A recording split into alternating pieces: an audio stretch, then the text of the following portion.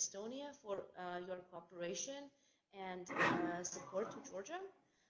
And as my time is pretty limited, I will first discuss the things that in issues that the young people brought up in discussions with me both on and offline as to the UN Youth Delegate.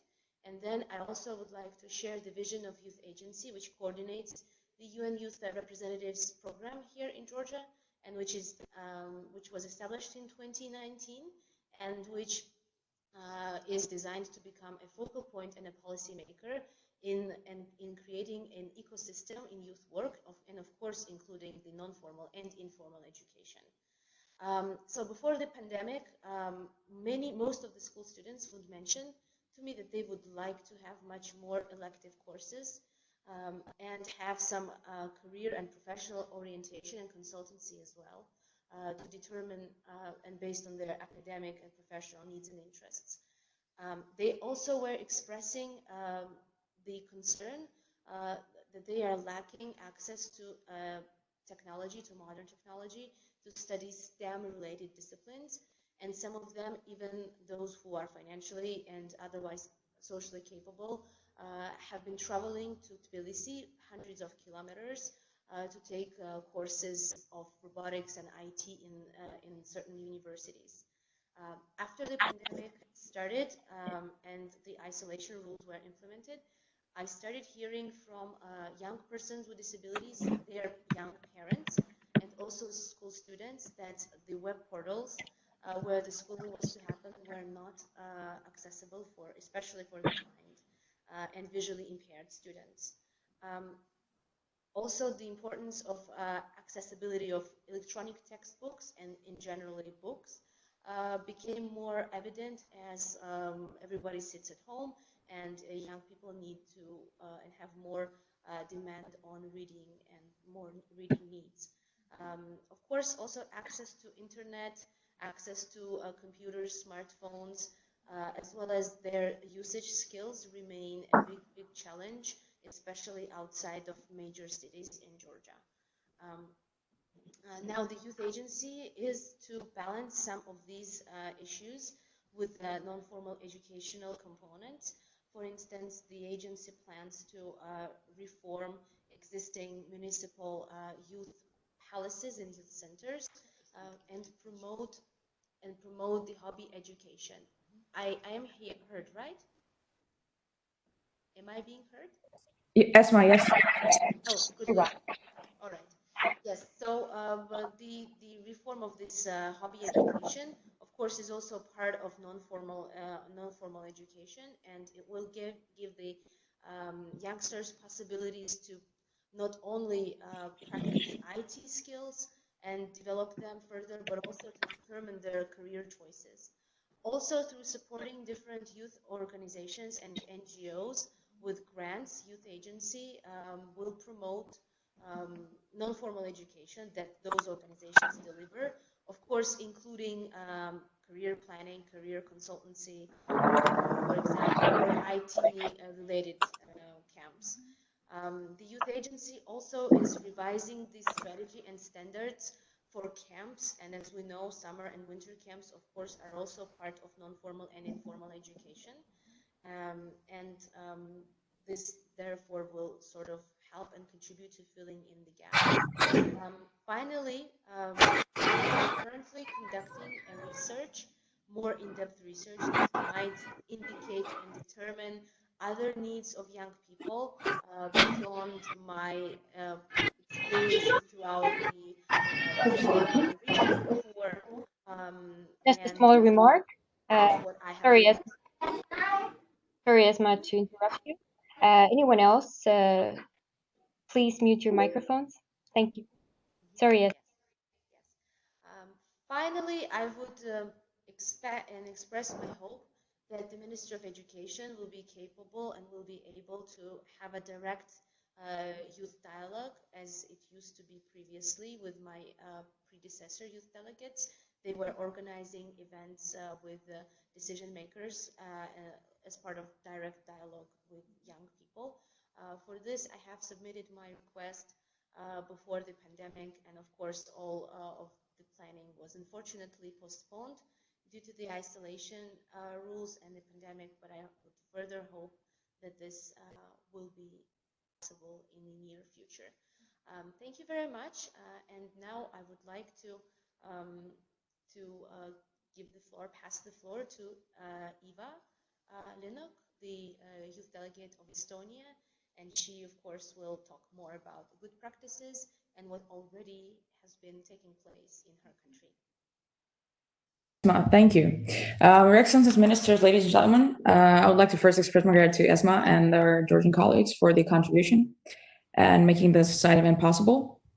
I'm humbled to have the opportunity to deliver some messages from the perspective of Estonian youth here today. And I'll talk about some of the lessons about the education processes that I have learned as the United Nations Youth Delegate of Estonia, as well as just a regular second-year university student.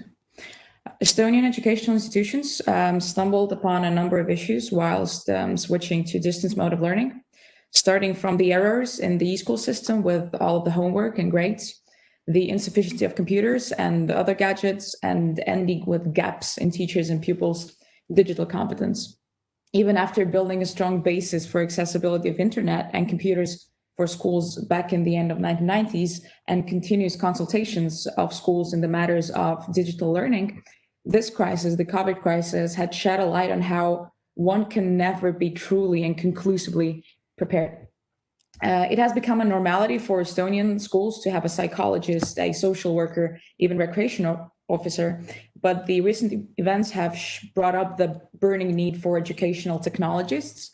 An education technologist is an employee in an educational institution who is competent in digital technology and coordinates digital learning activities at school. An educational technologist finds innovative solutions, advises, and supports school staff in using the opportunities of the digital age in the learning process. There are 352 secondary schools and 58 high schools in Estonia at the moment, whereas the Union of Educational Technologists currently has 179 members. And each year, the master's program of educational technology in all of the Estonian universities provide both Estonian and international students with only 8. I would highly appreciate it. From the numbers that I just named, this specialist is pretty obvious, and especially exposed to the lack of educational specialists are the smaller schools with fewer students located in the regions. And in the combination with the issue of insufficiency of teachers and aging of the current teachers, the fails in e-education are a rather logical and expected outcome. Over-digitalization is another worrisome issue that occurred. As all of the study processes were digitalized, students of all ages were exposed to overburden of screen time. It was the point of a dream turning into a nightmare, where the sweet desire to enjoy time being online turned into a cloying obligation to be staring at screen for hours and hours. My experience talking to teachers and educational specialists disclosed the bitter truth about not only teachers' lack of digital skills, but also the students' incompetence in using personal computers. And unfortunately, the simplicity of using TikTok and Facebook does not carry much use for being capable of comprehending and receiving the courses and lessons online. So overcoming the gaps in digital skills amongst young people is less challenging, mainly due to their ongoing inclusion into learning processes in education institutions. Whereas the same amongst teachers and education specialists presupposes the readiness for lifelong learning, which unfortunately is not as extensive and as traceable as it could be. So the key to successful e-education lays, in my opinion, in a systematic approach that would provide educational institutions with both the flexibility in deciding on the implementation of e-study methods, as well as fixed source of available and functioning digital education tools and electronic devices. The systematic approach has somewhat taken root in Estonia in the example of the so-called e-study days. E-study day is a day where the student takes classes from home 1-2 times per year, depending on a school. And this practice of e-study days could be more extensive and perceived as a normality in every educational institution. However, the e-study days, as well as the distance remote learning, they presuppose the accessibility of appropriate electronic devices for all students. And this, even in Estonia, has been a touchstone once the education institutions were transferred to distance remote learning. On the practice examples, we've had this initiative called A Computer to Every School Pupil, which was a civil initiative launched by Katlin Rohila-Italjast and Sven Jablonski, which is aimed at providing all pupils in need with a computer to prevent their exclusion from e-education processes. Something that started in the beginning of the pandemic as a local Facebook group has become a nationally recognized and actually working solution for ensuring the accessibility of electronic equipment to those in need. And within a month, which is 1 month, more than 1,200 computers changed their owners, and hundreds of families were provided with information on who to turn to get the computers. So this civil initiative served as a great example of how unity of not only private individuals and officials on the local level, but also companies and enterprises could help to solve the accessibility issue for the devices. Nevertheless, the accessibility of technological solutions is not just one right answer for striving towards innovative education, especially in a pandemic. One Estonian teacher once said that one cannot provide with motivation in the format of PDF, docs, or MP3 or MP4. And so the emotional readiness and motivation are the power sources actually for the youth and generally for learners for the successful comprehension of new knowledge. And solving the motivational issue in the e-education is rather a compelling challenge, especially when the discouragement is two-sided. Firstly, the students are lacking emotional support, and the teachers are overburdened with the need to semi-forcibly discover and get used to new technological solutions. So despite everything I've said, the issues that arise and the transfer that was less swift than anticipated, Estonian educational system did not shut down. It functioned pretty well. And this really has been the fruit of hard work, cooperation, the goodwill of communities, companies, and the government. So in the fast conclusion, I would like to bring out some problematic aspects that have shown to be common in Georgian and Estonian educational institutions, and maybe suggest possible solutions as we, along with Esma, we see that. So the readiness of educational institutions for e-study can be strengthened by encouraging a larger amount of young people to choose the path of becoming educational specialists. And so the cooperation between Estonian and Georgian universities could serve as a basis for providing Georgian university students with education technology classes, either elective or compulsory, in such faculties as either educational faculties or IT faculties. And since the division of availability of the electronic devices is traceable in rural and urban areas, it is also crucial to establish platforms or support the projects that would contribute to balancing the availability of the devices in need. And lastly, most importantly, in order to ensure swift transition to more innovative education processes, it is crucial, I cannot highlight that, it's crucial to avoid repeating the mistakes that had already been done. So Estonia, in the long process of digitalizing its education, the government and the education institutions have faced and overcome numerous issues that now can and should be learned from. So strengthening the partnerships and building an even stronger cooperation network can and will contribute to more impactful dialogue between the countries who have already established their e-education canons and for those who are yet to do so. Thank you so much, and I'm sorry if I went over time. That's lovely. Thank you very much, Eva. I think this was a brilliant contribution and a brilliant beginning for a very comprehensive side event that we're having on education. And who else would be the perfect ambassadors, if not the youth, to speak to us about education and how we should approach it and what is an innovation for them, that it isn't only TikTok and it isn't only Facebook, that it's about competences, it's about direct dialogue, it's about solutions for actual problems that we have and inequalities. So thank you very much. I think I even preferred this kind of way of starting this event.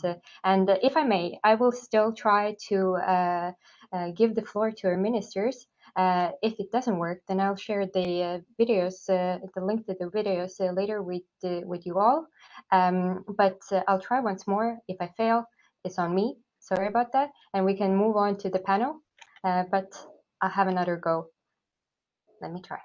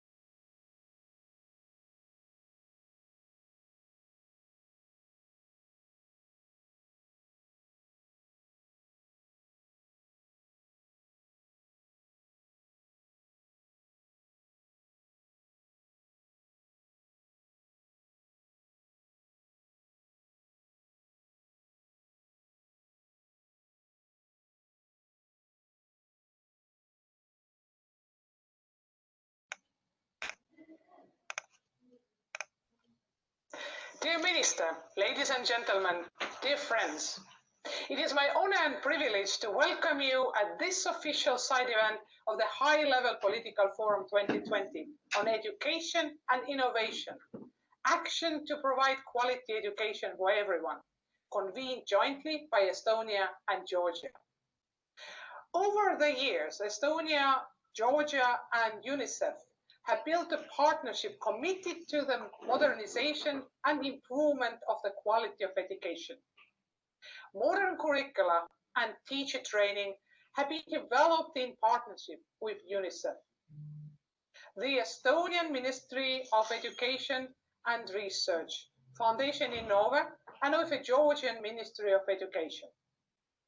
Sharing best practices, including the Estonian experience with the Georgian partners in establishing a comprehensive education system, has been important. Quality education is essential to achieving the Sustainable Development Goals, as it plays a fundamental role in the social, economic, and political development of countries. Access to quality education not only reduces inequalities, but also improves economic growth, health, and the advancement of civil society, democracy, and political stability. On an individual level, quality education is a prerequisite for people to improve the quality of their lives and to have more opportunities to be productive. Due to the unprecedented crisis caused by COVID-19 pandemic, there have been major losses in learning around the world. It has revealed the necessity to accelerate actions to build resilience and improve the quality of education even faster. Education systems need to be modernized and resilience increased. In fact, the crisis has clearly underlined the necessity to modernize education systems and promote distance learning. When the corona crisis hit Estonia and schools had to be closed, the well-established e-education platforms helped continue learning without any delays. ICT has played an important part in the modernization of the Estonian education system, improving accessibility and reducing inequalities. There is wide use of digital textbooks, e-learning environments, and ICT in school equipment. Technology has become an integral part of Estonian schools, and it played an essential role amid the lockdown of the schools during the emergency situation caused by the pandemic. To keep us with the changes and interests and needs of students, teaching methods have also been adjusted and thoroughly modernized. Digitalization of education and digital education is not the combination of the words I like to use. We make ICT work for education. We teach our children digital skills, and we empower teaching with the digital means. Concerning the development of new sustainable digital strategies in Estonia, one of the pillars of our current lifelong learning strategy 2014-2020 has been a digital focus. The idea is that a modern digital technology is used for learning and teaching effectively and efficiently. Therefore, we will continue with set goals and do not plan to implement a separate strategies. The crisis also highlighted the importance of the students' ability to learn independently. Therefore, supporting students' development into a self-directed learner has become increasingly relevant in the context of distance learning. We also believe that research and innovation are key drivers for sustainable growth and competitiveness. Creating synergies between different sectoral policies and different policy levels helps support sustainable growth. In Estonia, we have started to bring the planning of research, development, innovation, and entrepreneurship policies under the same roof, in close cooperation with education. Key lies in strong cooperation partners. This year, both Estonia and Georgia are presenting their voluntary national reviews. Building on the success of the previous endeavors, the partnerships will continue in 2020-2021 with the UNICEF projects, promoting quality education for all children through grades 11-12 in Georgia, and technical assistance to strengthen access to quality education for children in Abkhazia, Georgia, Salme-Psov village. We have succeeded in applying the most modern trends in education: smart digital solution, learner-centered and quality education for all. Estonia calls itself an education nation, as quality education has always been a firm priority of our country. Moreover, we are glad to share our experiences with you all. As I said before, the key lies in cooperation. Our cooperation has been strong, and I hope we are able to benefit from each other's developments in the future as well. Thank you so much for your kind attention.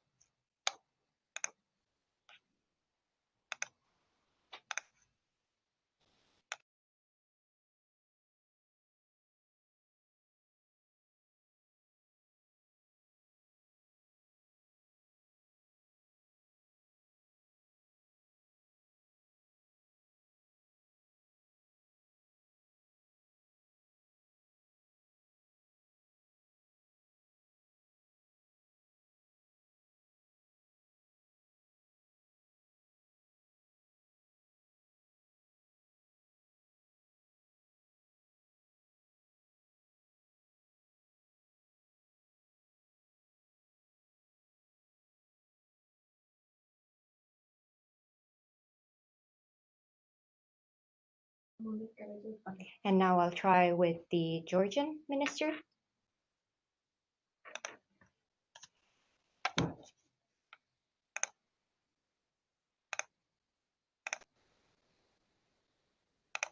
Ladies and gentlemen, honorable guests, it is my pleasure to join you today at the event Education and Innovation, Action to Provide Quality Education for Everyone.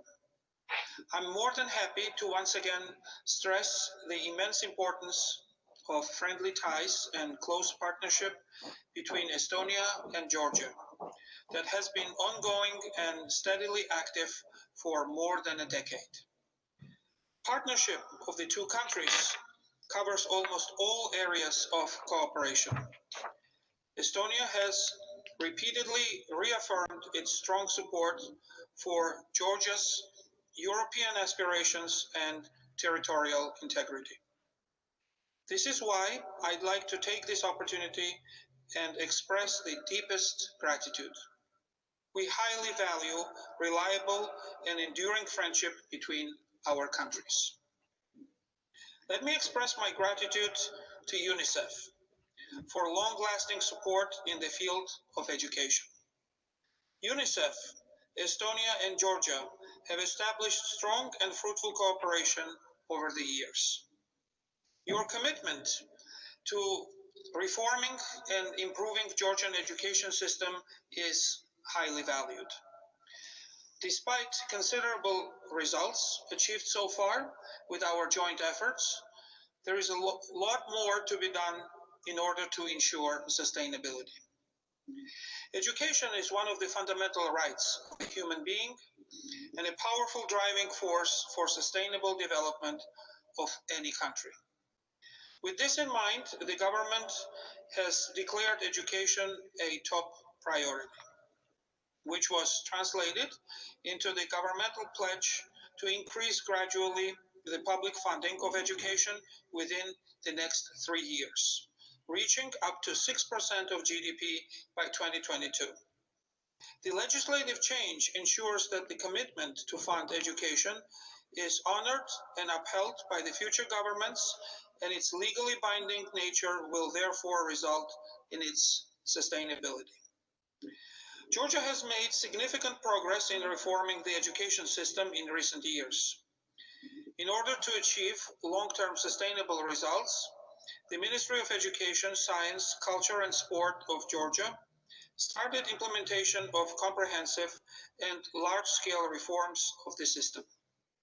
The process has put us on the right track to the overreaching goal to develop a system that provides lifelong learning and equal access to quality education, so that the system can prepare each individual for future life, promote employment, personal and professional development.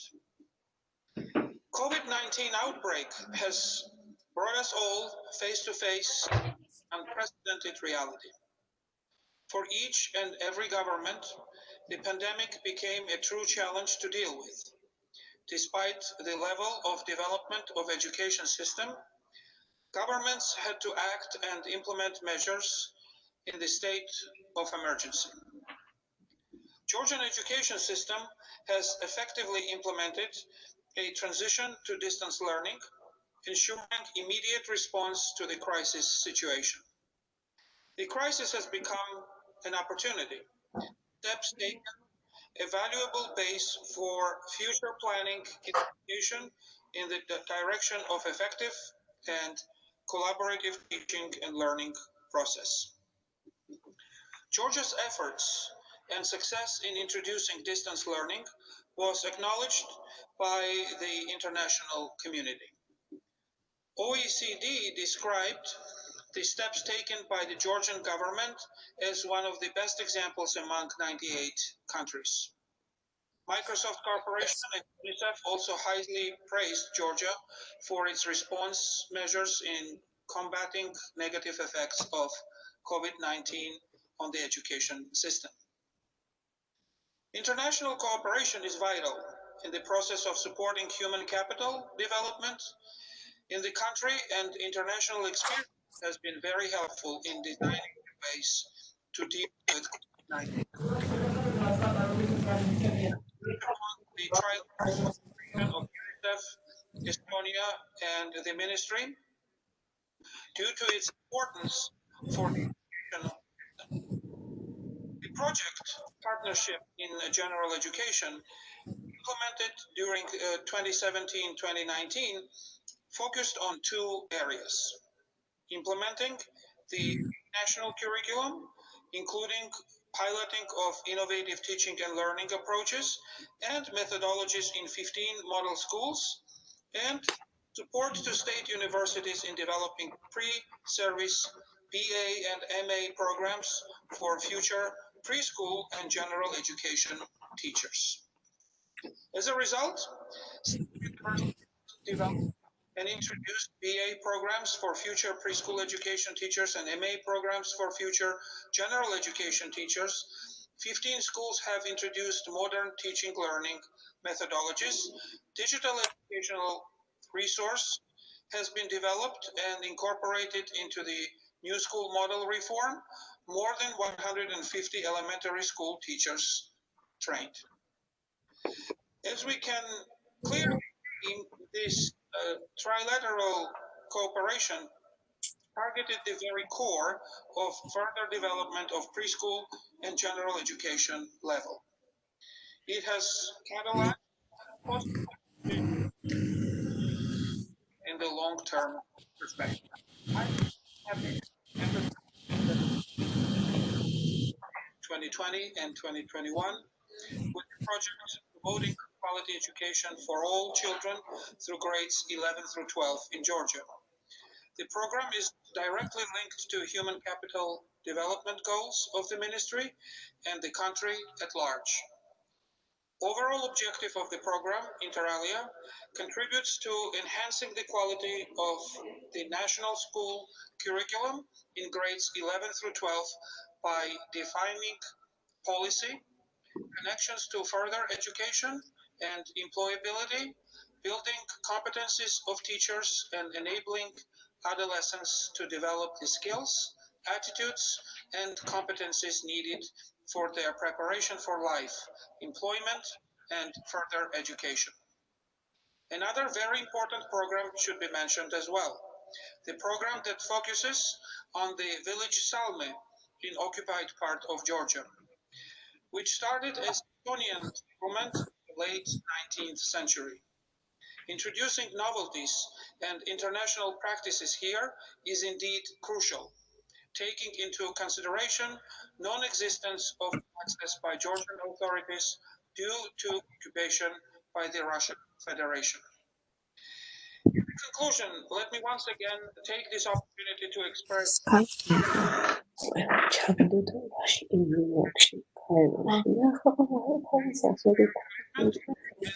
joint effort is becoming stronger year.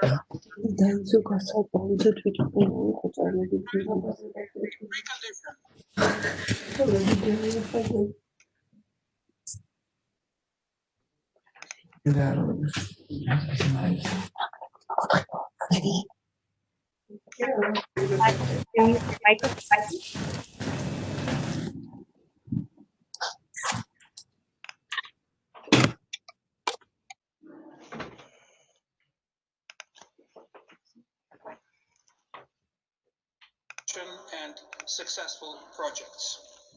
Also, I wish you successful and fruitful discussions on crucial issues in the course of the event. I believe that this political forum will serve as a platform for new ideas. Thank you.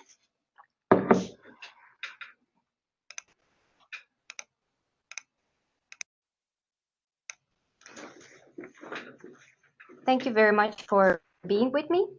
And I'm very happy I could actually play those videos because I myself,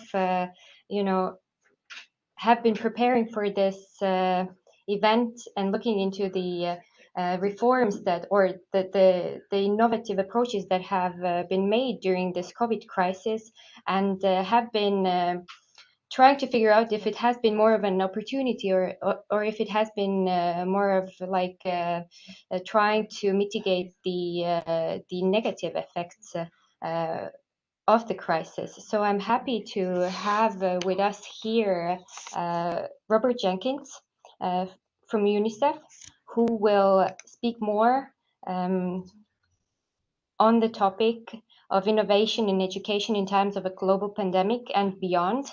Robert, I will give the ball to you. And thank you very much, and thank you for this opportunity. I just wanted to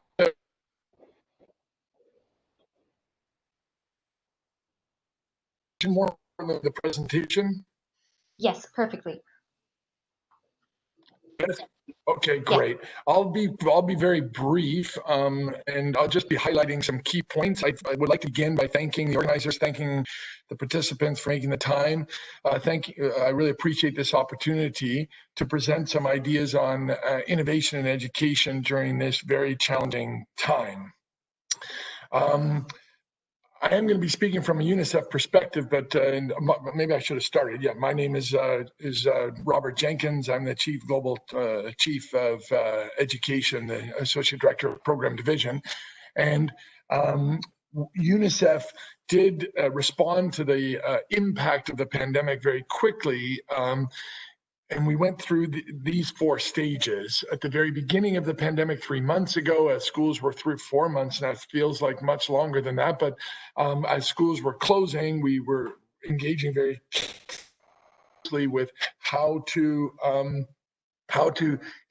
keep schools safe. Then we moved to the continuity of learning, providing remote learning opportunities in the 145 countries in which we work. We had a focus on the third, which accompanied the second, but around the recognition that schools provide, of course, my job is related to learning, but we recognize schools are a platform for broader child health and well-being, and the schools are often a delivery platform for nutritional support, for protection, for social-emotional support. So to focus on that element and very important element of children's well-being. And now we move to opening up schools. And many countries have or are in the process of planning throughout the world. On the remote learning, I do want to just flag these statistics. We were pleasantly surprised and very pleased with the number of innovations that countries have employed to reach the most marginalized with remote learning. And to me, it was really a change in the amount of innovation and the perspective of adopting innovation in education in response to this large-scale pandemic. And I don't really like the idea of a silver lining of this, recognizing how challenging it has been and what a profound impact the pandemic has had on so many people. But I do feel in education, we see many countries, on average, 3.9 or almost 4 different modalities were employed in low and middle income countries to reach the most marginalized with continuity of learning. So 4 different ways. And here are some of the ways down the bottom. They range of the screen here. They range fully from the high-tech, IT-enabled national platforms, kind of world-class digital learning, to far low-tech or no-tech, like supporting the delivery of learning materials to children's homes. And the full range was employed in many countries. Take a minute or so and talk about digital learning. And we recognize that enabling digital learning to children with supportive environment, meaning sometimes teachers or facilitators need to support that experience, but also parents and community leaders and others. But by putting into the hands of children, particularly marginalized children, world-class digital learning solutions, indeed it can have an impact on learning, and a very positive one.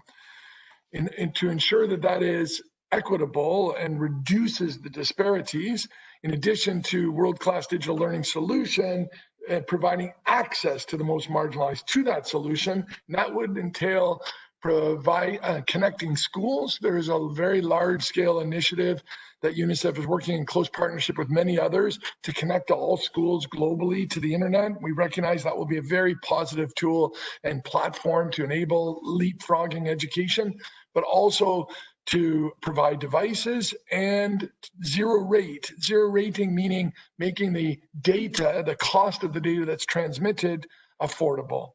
And by those initiatives, and also by providing world-class digital learning solutions, it can be a great equalizer for children. Let me again just zero in on how, as I've mentioned, critical to having a positive impact on the most marginalized of digital learning will be to expand access.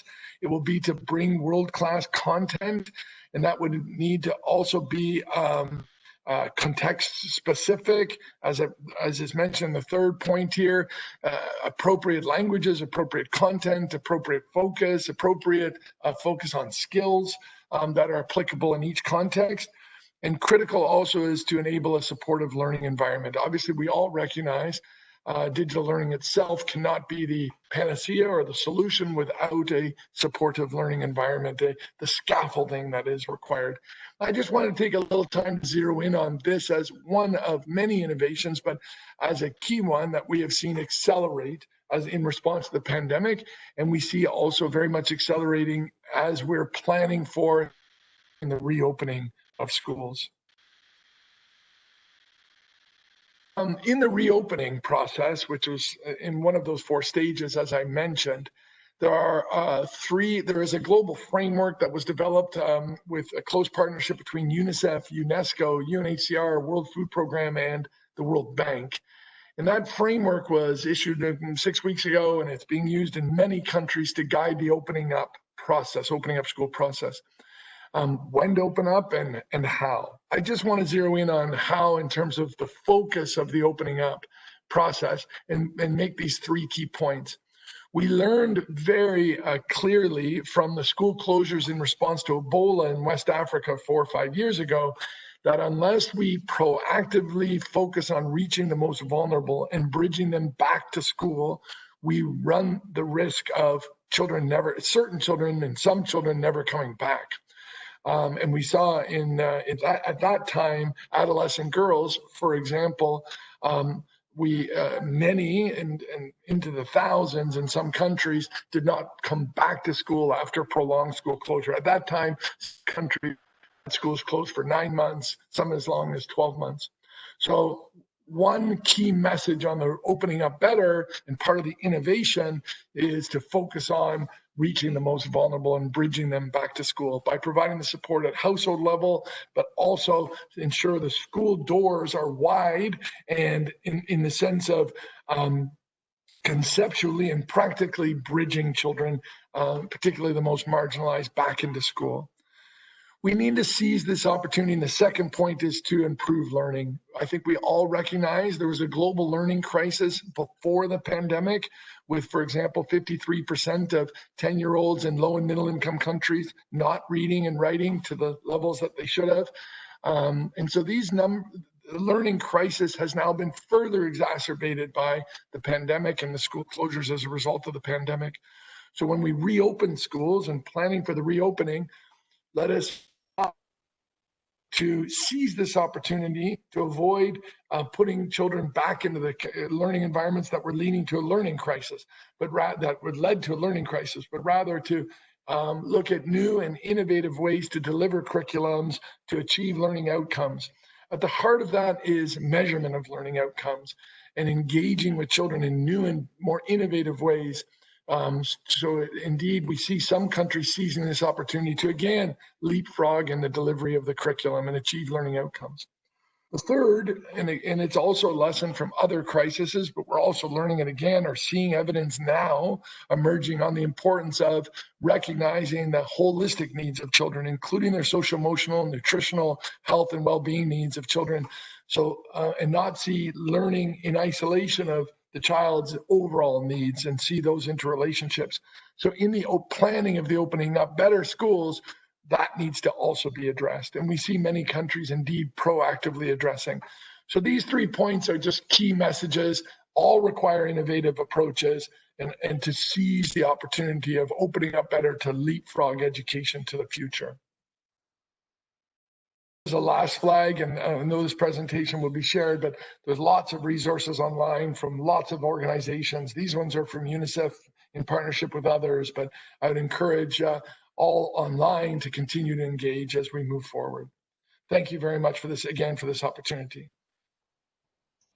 Thank you very much, Robert, for this brief overview of actually what the children's needs are in this pandemic times, and pointing out the most needed sectors where we need to actually engage in reaching the vulnerable children, in certain children, bringing out the point that certain children may never go back to school, or for instance that there is already a learning crisis and it has actually gone even worse now, and what to do in this situation where there's a need for innovative tools or tools in general, even basic tools for kids, where there is, they don't have the necessary, when studying from home, they don't have the tools, they don't have the support, they don't have the mental maybe support either. So thank you very much for bringing out the essential points for the panel that we will have right now. So, and I may say also that Robert can be addressed also questions after the panel. So I think we'll just take all the questions all together after the panel together, and just write your questions down right now, and then ask them in the end. But moving on to the panel discussion on damage control or new opportunities, the impact on COVID-19 pandemic on education and lessons learned. I'm very glad to have Andres Rondu, the Undersecretary, Economic and Development Affairs, Ministry of Foreign Affairs, Ekaterina.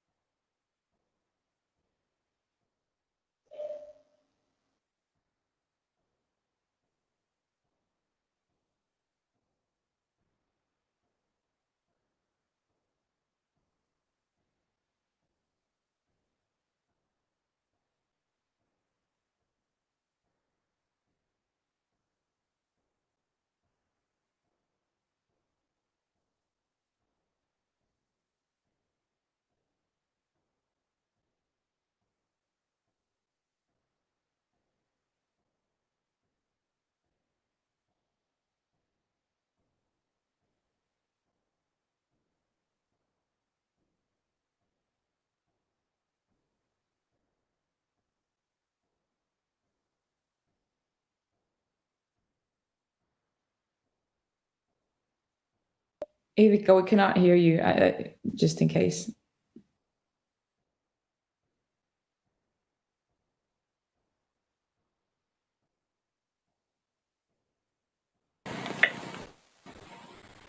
So I hope you can hear me now.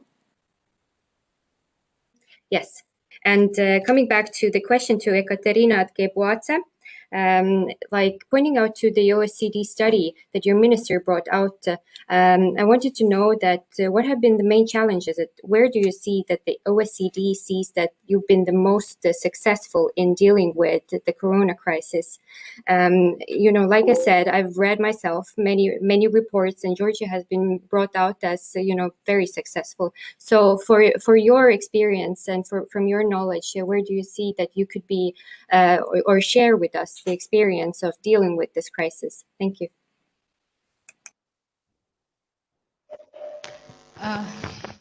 Thank you, dear colleagues. Before I answer the question, I would like to briefly tell you all this period of time where we went through. So that's why it's a very good opportunity for Georgia's side to present our activities and have an opportunity one side such conference around education and innovation. So I have a possibility to share our experience, and you, as you mentioned, that the OECD recognized that the Georgian education system has some successes in this period of time, and I also would like to underline this information and briefly tell the steps and activities we went through. So it is interesting how it was reflecting about when we are talking about the quality and policy vision and activities about the period, pandemic period of time. Also, education system, I can say that quickly and responded to this entirely unusual and unforeseen circumstances during this period. So as we know, and all countries sharing this information, that after the first confirmation about the COVID-15 in Georgia. By the end of February, we announced the spring holiday in all public schools. And all this period of time we used to make the disinfection of all public schools, and we are ready to return back to schools, but unfortunately it was impossible. But this period of time we started planning how to mitigate the damage caused by the unexpected outbreak of COVID-19 pandemic situation. So we used this time to prepare the schools for switching into distance learning mode.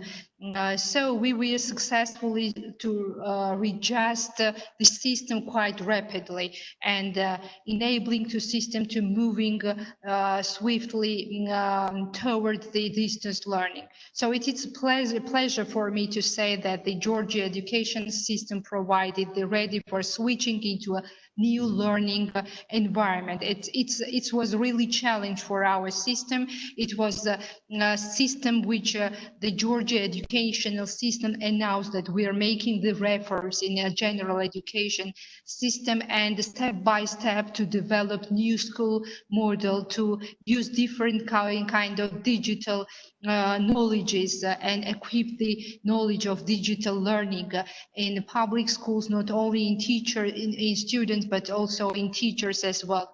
But we started to quickly to develop this methodology.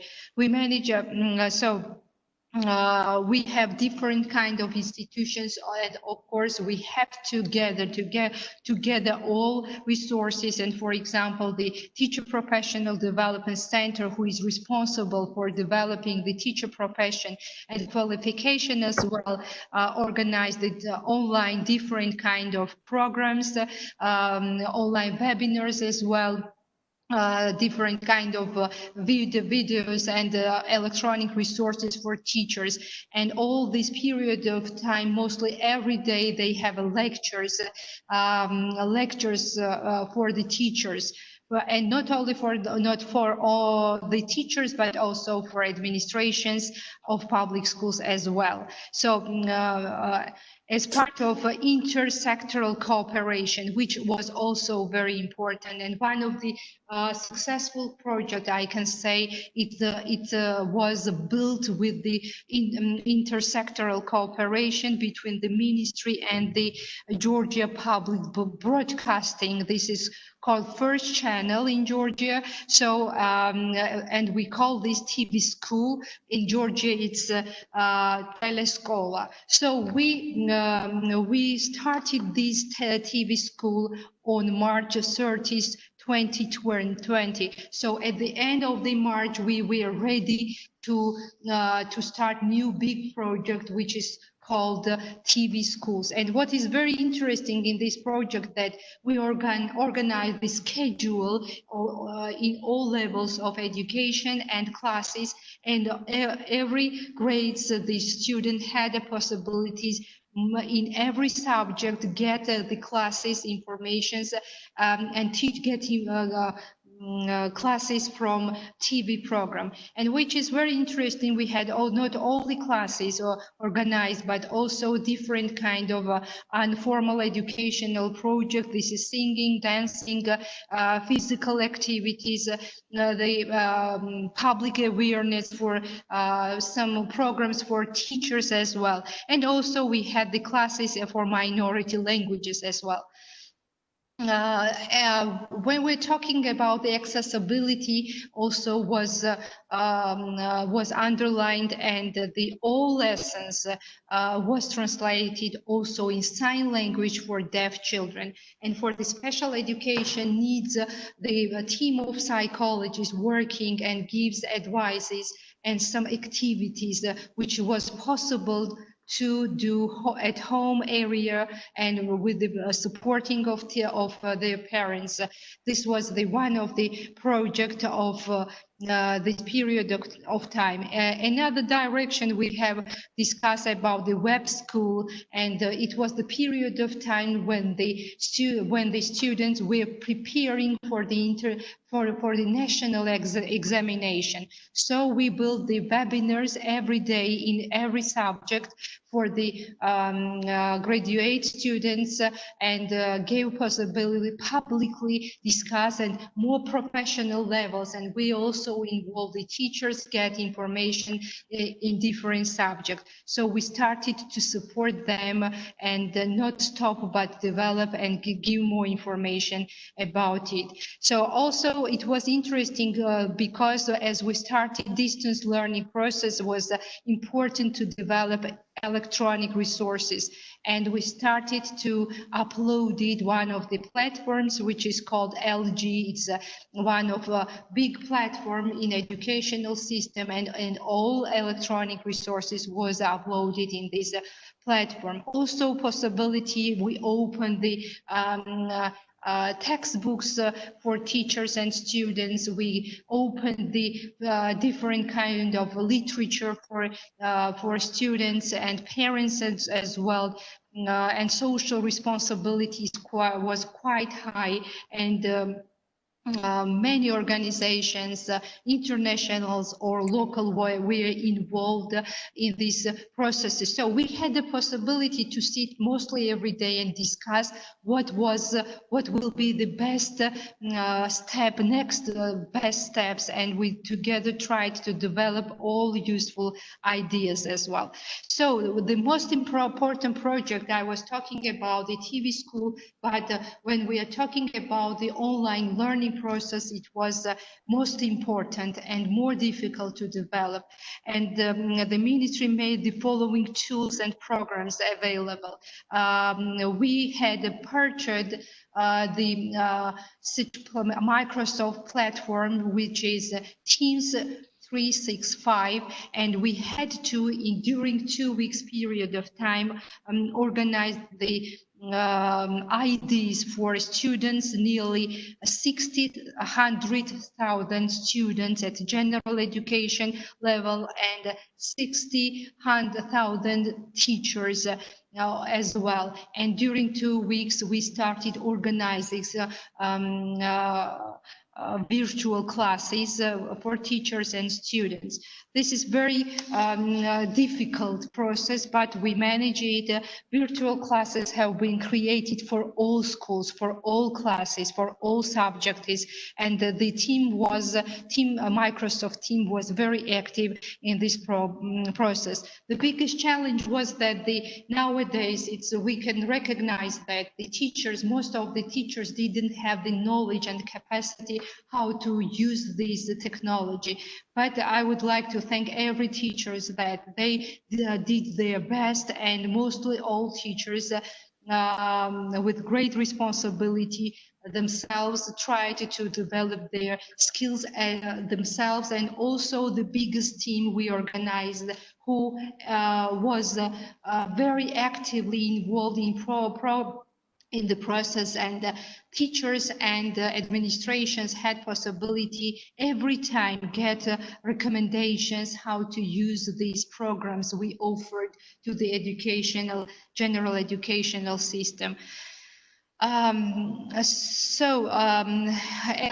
Also had the possibility, not only Microsoft Team program, but we also developed some new platform in Georgian language. So the schools has the possibility to choose in which platform will be comfortable for them to use in the process of teaching and learning. Also, it was used some Silk School, Han Academy, as you know, it was translated different kind of programs in Georgian language as well. So I would like to mention another challenge that was faced during the pandemic, that is assessment of academic performance for pupils. We should ensure that pupils are assessed fairly. So the ministry developed alternative assessment system. for the student. According to the new rules, and schools determine the evaluation criteria according to the individual ability for students. If the annual scores is not satisfactory for the student, we gave the possibility the students to apply and improve their score in 2021 academic year as well. As a result of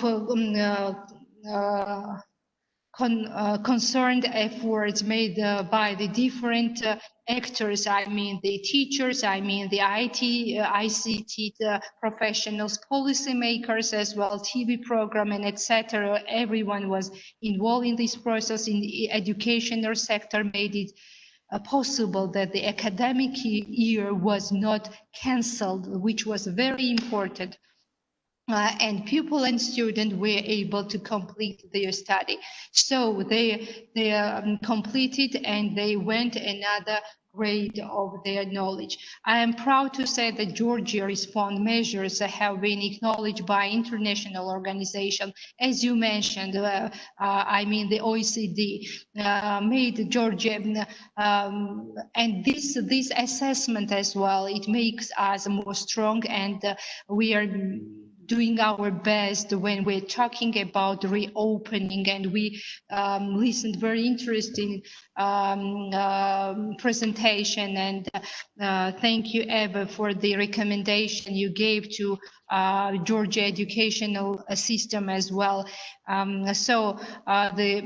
pandemic enabled us to return challenges into opportunity by introducing the digital technology in Georgia education process more prominently. And I can say that the pandemic party contributed a modernization of general education in Georgia. And I would like to thank you, Estonia side, because you made great support to Georgia, as was mentioned that, and our minister also mentioned that, as nowadays we have the third generation curriculum, which is quite closed, with Estonia and different countries' curriculum, and we are in the process of developing at the school level.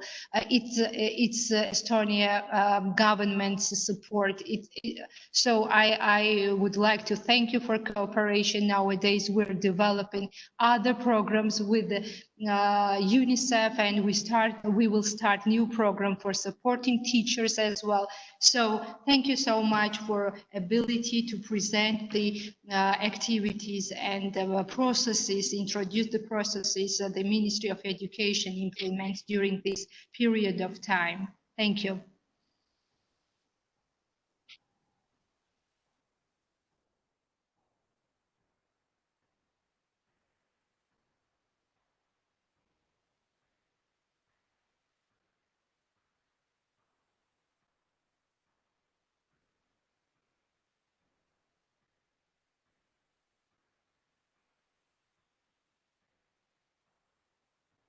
There is no sound again. I'll just say it because not always the text is seen.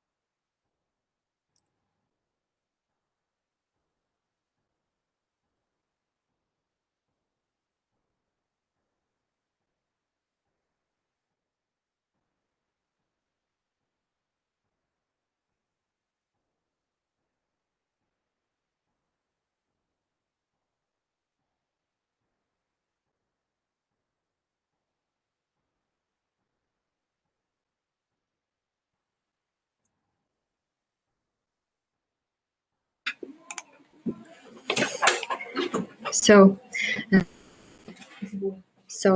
there obviously have been some issues with my own technicalities, but I wanted to address Katerina, and I wanted to ask, like, coming back to the reforms that you initiated actually last year. Have you seen that there has been like progress made, or have there been more setbacks, or where do you see that the reforms actually overlap with the progress that you have had to do this year with these unprecedented circumstances, where you have to reach the most remote kids, where you have to reach kids with different needs, where you have to deal with their mental well-being. You know, you said already that teacher training is super important, and you have provided teachers tools, and you know, and they can always change their tools and adjust their tools to their needs. But have you seen that it has somehow changed the progress or the steps that you have wanted to do with the reform started last year? Thank you.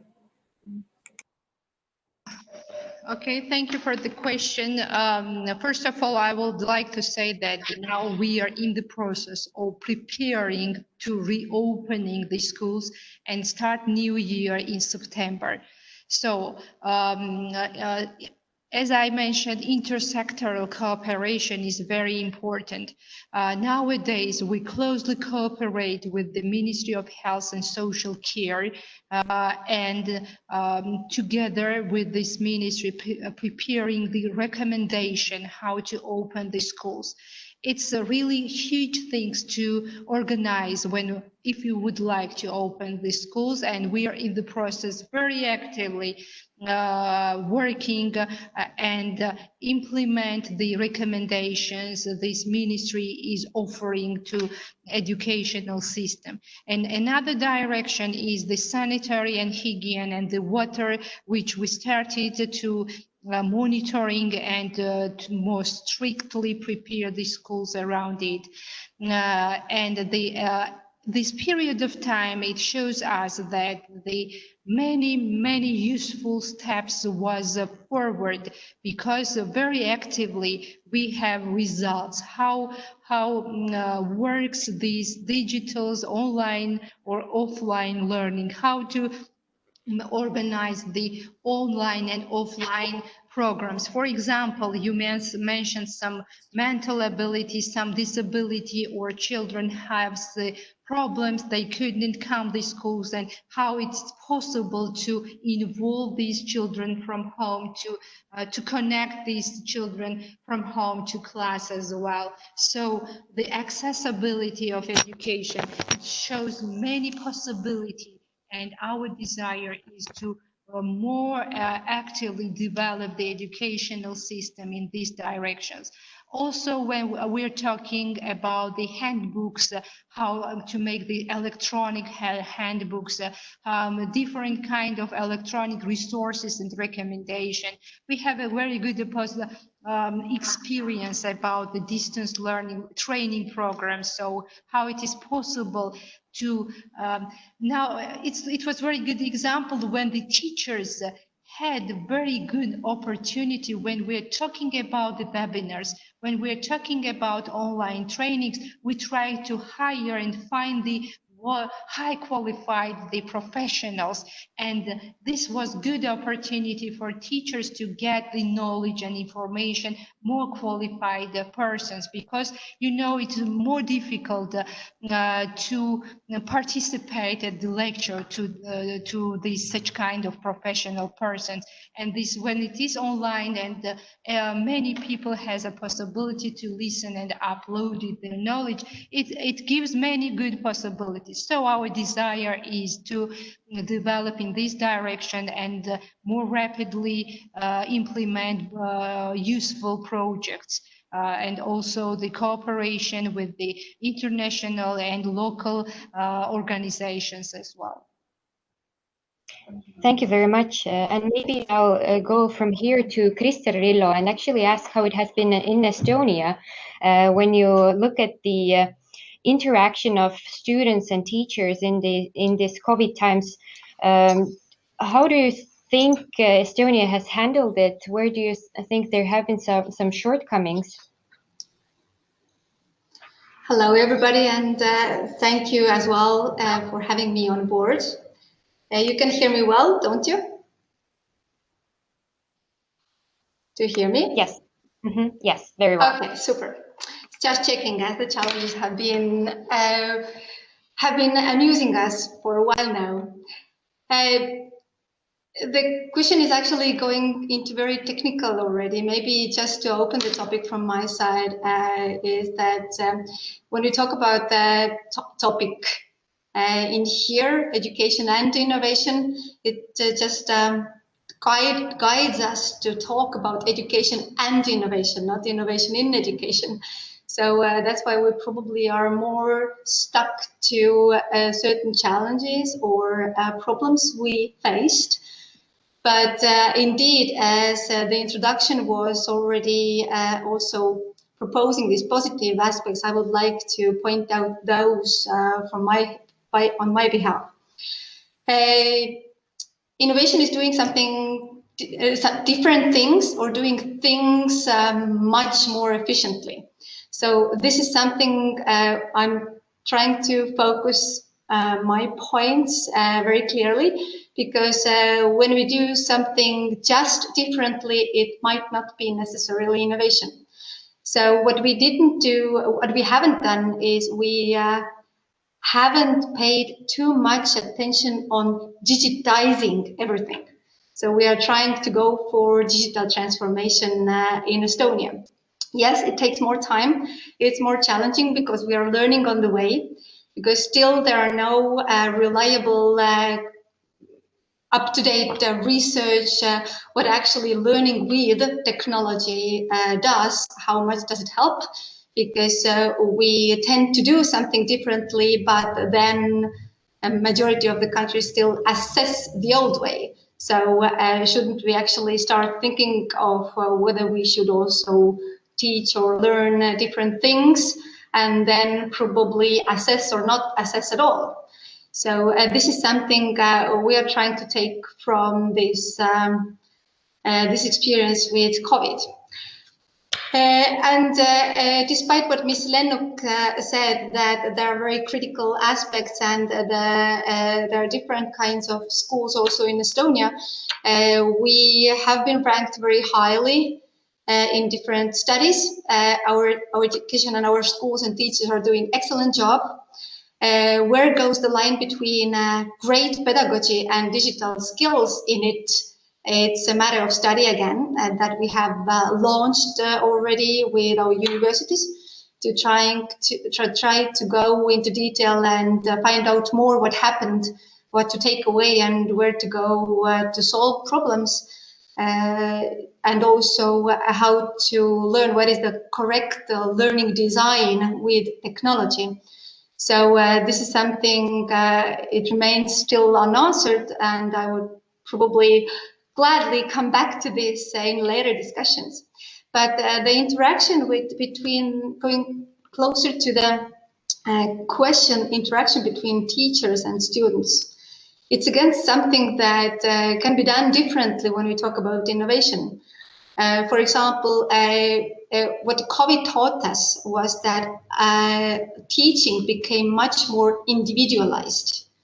So, you know, when in an ordinary situation, a teacher goes to a classroom, explains some new topic, and expects or assumes that the students will take everything on board, then now with digital tools, teachers had to make sure and get reflection from students that each of them actually got the idea or learned the topic.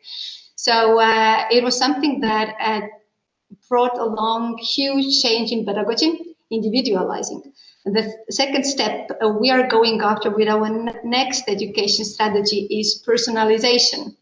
So this is again a huge or tough nut to crack, but together with the researchers and our great teachers, we will most certainly do it. When talking about again these innovative services that we have, is what was our goal is actually to follow or see what is going to happen differently, like with language learning. Whether it will be efficient to have the lessons conducted virtually, or is it the time for this kind of technological learning tools like language accelerators, like we have one unicorn from Estonia, Linguist or Speakly, that actually will take off the workload from teachers on drilling, that the students can actually take more responsibility on learning and learn in a way that they prefer with the technology. So there are a lot of interesting findings. What has happened during this COVID period? We don't know, of course, yet which of them are best practices and actually brought value added. We know for sure that we have to go into learning content to see whether necessary skills evident as crucial ones are indeed emphasized well enough in our curriculum, but we still are on the way of leaving the autonomy to our teachers, because this is something that helped us as well in the situation that as our schools, we don't have the centralized way of going. So as our teachers are used to the autonomy trusted to them, and they are also used to choosing their own tools. So it helped as well. It wasn't the time for new solutions. Innovation came into picture with this kind of small pieces, but where we actually did well was that this kind of medium level in a mainstream was very well handled by the schools. Thanks a lot, Kristel. And I think what I can take away from your contribution is that innovation isn't necessarily digitalization. It just has to be a new way in dealing with education and meeting the needs of the students that have to be addressed in a certain way.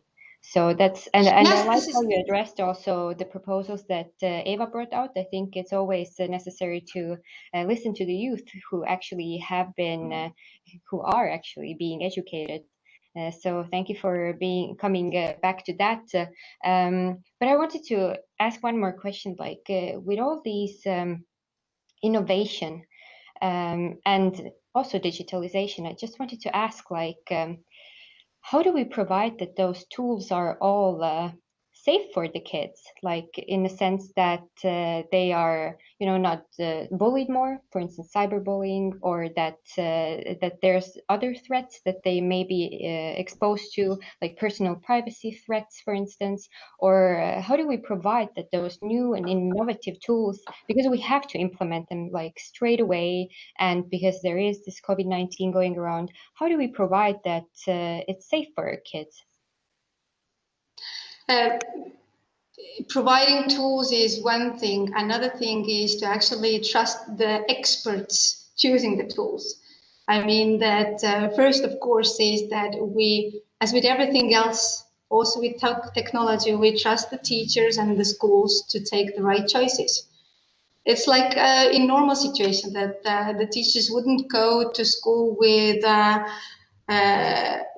something, I don't know, knives and pistols or something like that. So it's just trusting the experts doing their jobs. It's one way to go. The other thing that we are going after here with private sector is co-creation of services for education, which means that together with private sector and schools and researchers, we are designing new services for education and youth work, which means that they need to be already in line with this, with the requirements set for the framework.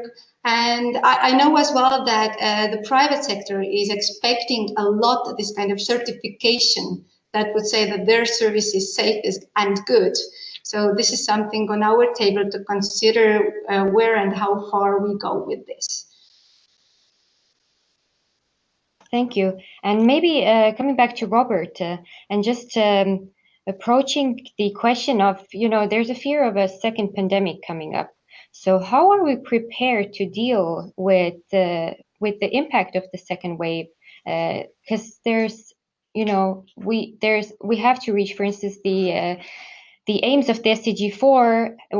I guess we're way behind already. We had so many setbacks already, and now that we have possibly the second wave coming, how can we deal with this? How can we be better prepared? I think it's a great question, and I think indeed a lot of lessons need to be drawn from the responding to this pandemic to how to respond to future pandemics in terms of making systems more resilient, making systems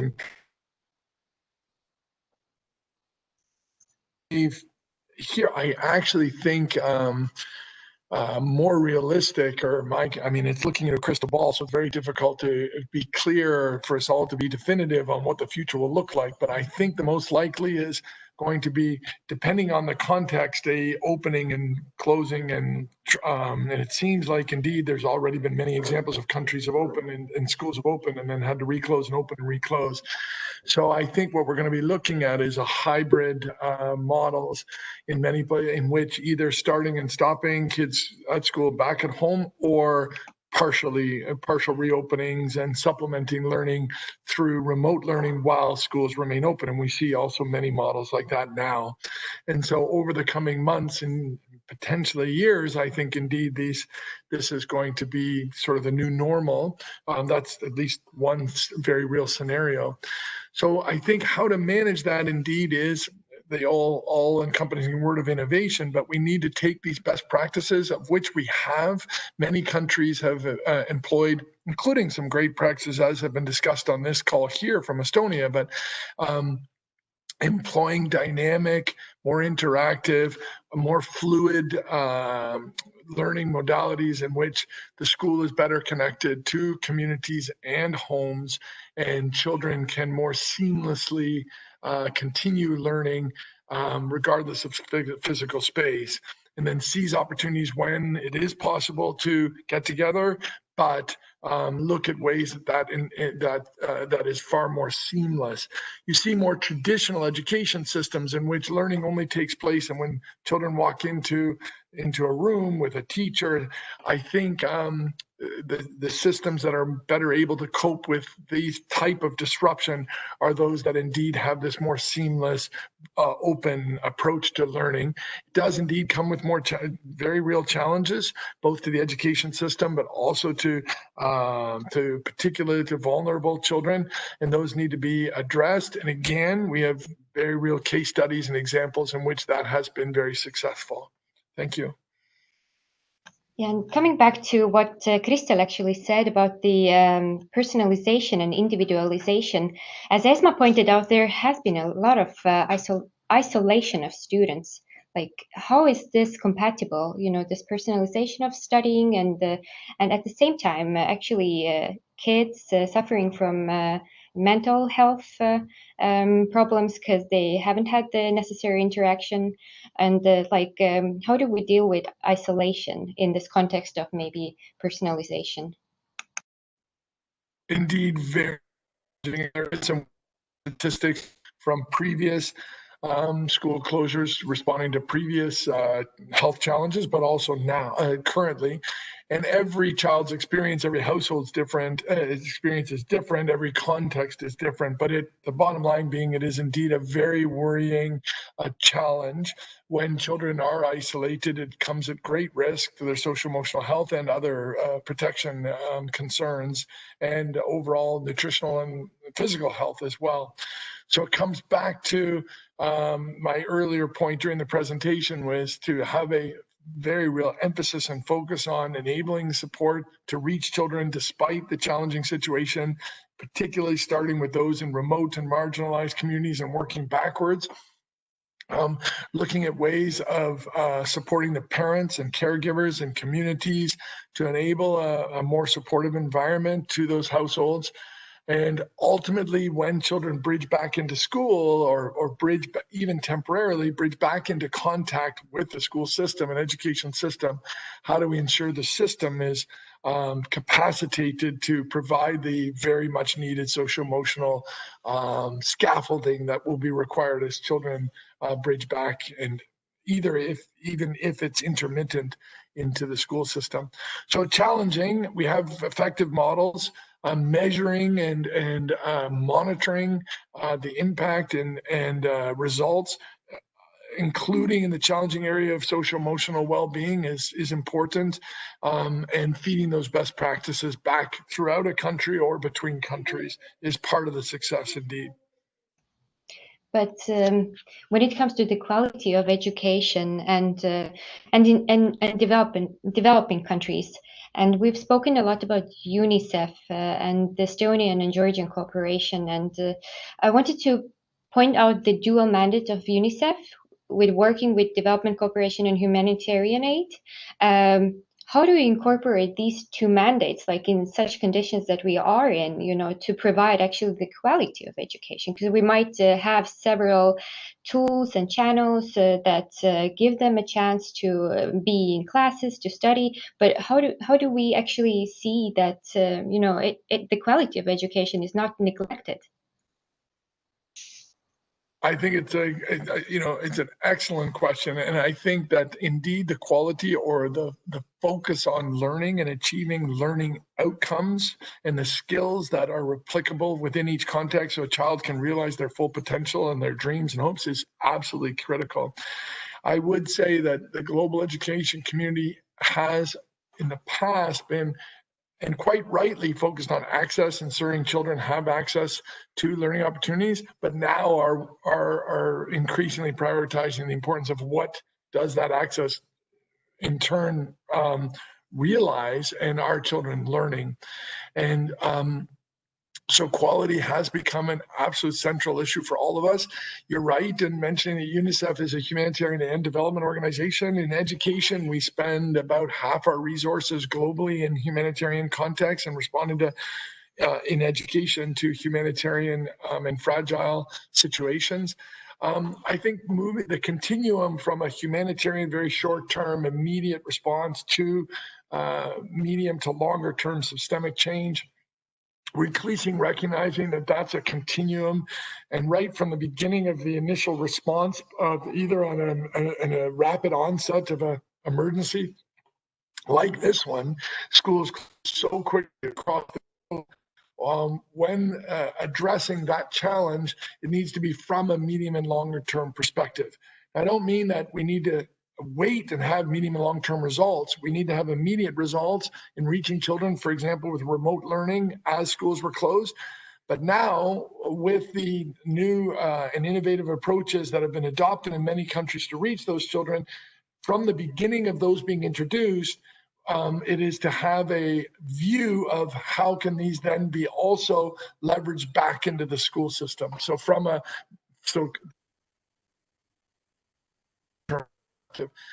with ultimately the laser focus on achieving learning outcomes and again for enabling children to meet those key skill milestones for them to realize their full potential. Thanks a lot. And I'll address right now Andres Rundu, the Undersecretary for Development Cooperation and Economic and Development Cooperation of Ministry of Foreign Affairs of Estonia. I was just wondering, when we speak about UNICEF and cooperation, do you see that in these recent months, the nature of the cooperation has actually changed? Andres, please.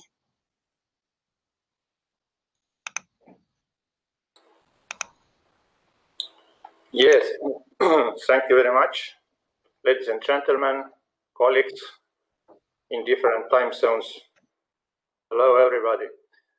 It's really true that COVID-19 has definitely changed our focus towards supporting distance learning, while having in mind the most vulnerable and disadvantaged groups. Estonia supports a joint approach of the EU and the member states in the fight against COVID-19 within the framework of the Team Europe initiative, Also, in development cooperation and humanitarian aid, there has been an immense increase in requests for e-solutions. When the COVID-19 crisis hit Estonia and schools had to close, the well-established e-education platforms helped continue learning without delays. This was certainly achieved because of the efforts of the teachers, as well as the digital tools that they are used to work with on a daily basis. To bring a few examples, helpful have been the web-based school and kindergarten management systems. E-solutions have also been used, for example, with digital curricula and teaching content platforms. And about the figures, within the framework of development cooperation, Estonia has contributed nearly 2.1 million euros to deal with the coronavirus. 70% of the amount has been to support new projects in Ukraine, Georgia, Belarus, Afghanistan, Armenia, Ghana, and Kenya. Nearly 30% has gone to adapting ongoing projects in the fight against COVID-19 in Ukraine, Georgia, Moldova, and Afghanistan. Estonia's priority areas include healthcare and the promotion of economic development, which are also the EU's priority goals in the fight against COVID-19. Our focus is also on education. The Estonian private sector is cooperating in the implementation of digital distance learning solutions in Ghana and Kenya. And the distance learning education project will be implemented in Georgia in cooperation with UNICEF. Within the framework of Team Europe, Estonia is developing a digital EU-wide COVID-19 portal for improving the quality of the entire development cooperation system for coping with the crisis, enabling the combination of innovative solutions with the assistance needs of partner countries. And last but not least, the Ministry of Foreign Affairs, in cooperation with the Estonian Information Technology and Telecommunication Association, has developed a prototype of the portal and discussed the details of its implementation with the European Commission and various member states. Thank you very much, Andres, for this statement, actually, and which I like to highlight some of your points that you actually brought out, that cooperation has changed in a sense that you have to partner with the private sector nowadays, and we cannot look on innovation without having in mind digitalization, because it's kind of comes up all the time. You know, even if we try to stir the conversation to innovation in other, you know, that it doesn't have to be digital necessarily, it comes back to the field of digitalization. Somehow in the modern field, the education systems are bound to be digitalized. That's my impression. So that's my question also to Kristerillo. Like you addressed also the topic on working together with private sectors. And do you see that there's more like innovative approach coming from the private sector? Or do you see that it comes from more from the teacher level or the students? Or how do you make those changes and adjustments into your system? Thank you. Thank you for this interesting question. I'm not the one believing in digitalization of education. It has digitalizing certain processes that would leave teachers and learners more time for more interactive approach and cooperation. It's one way, but not digitalization of education. But where do the innovative solutions come from? They usually come from pain. Someone is hurting somewhere very much. Whether this is a parent who is stuck with solving some problems for their kids that the kids are tackling with, whether this is more innovative teacher within the school seeing the opportunity how to do something differently. During the crisis, we also had youth hack, where the youngsters had crazy and very good ideas how to actually cope and what could be the different solutions for the problems that were arisen from the crisis. So it's not the one correct answer to that.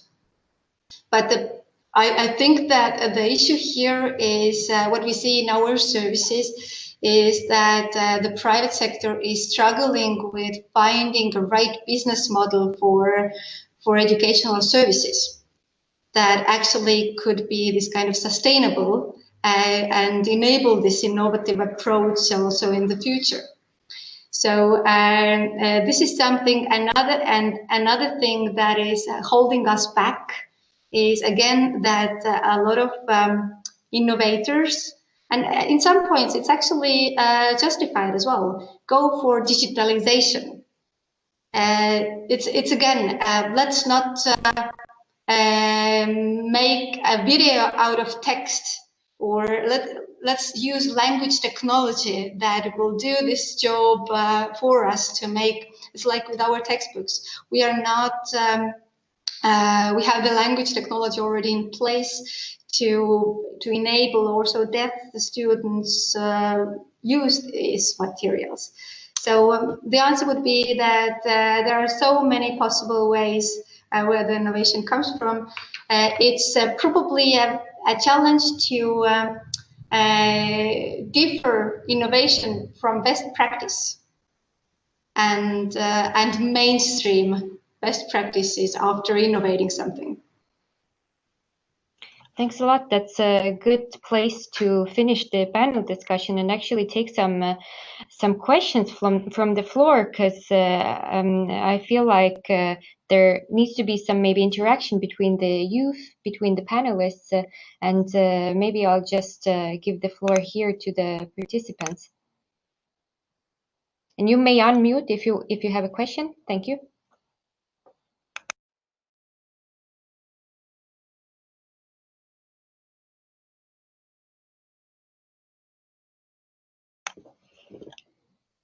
And as there is no hand that I see, nor did anyone unmute, I'll actually put the dialogue together with the youth that is present here.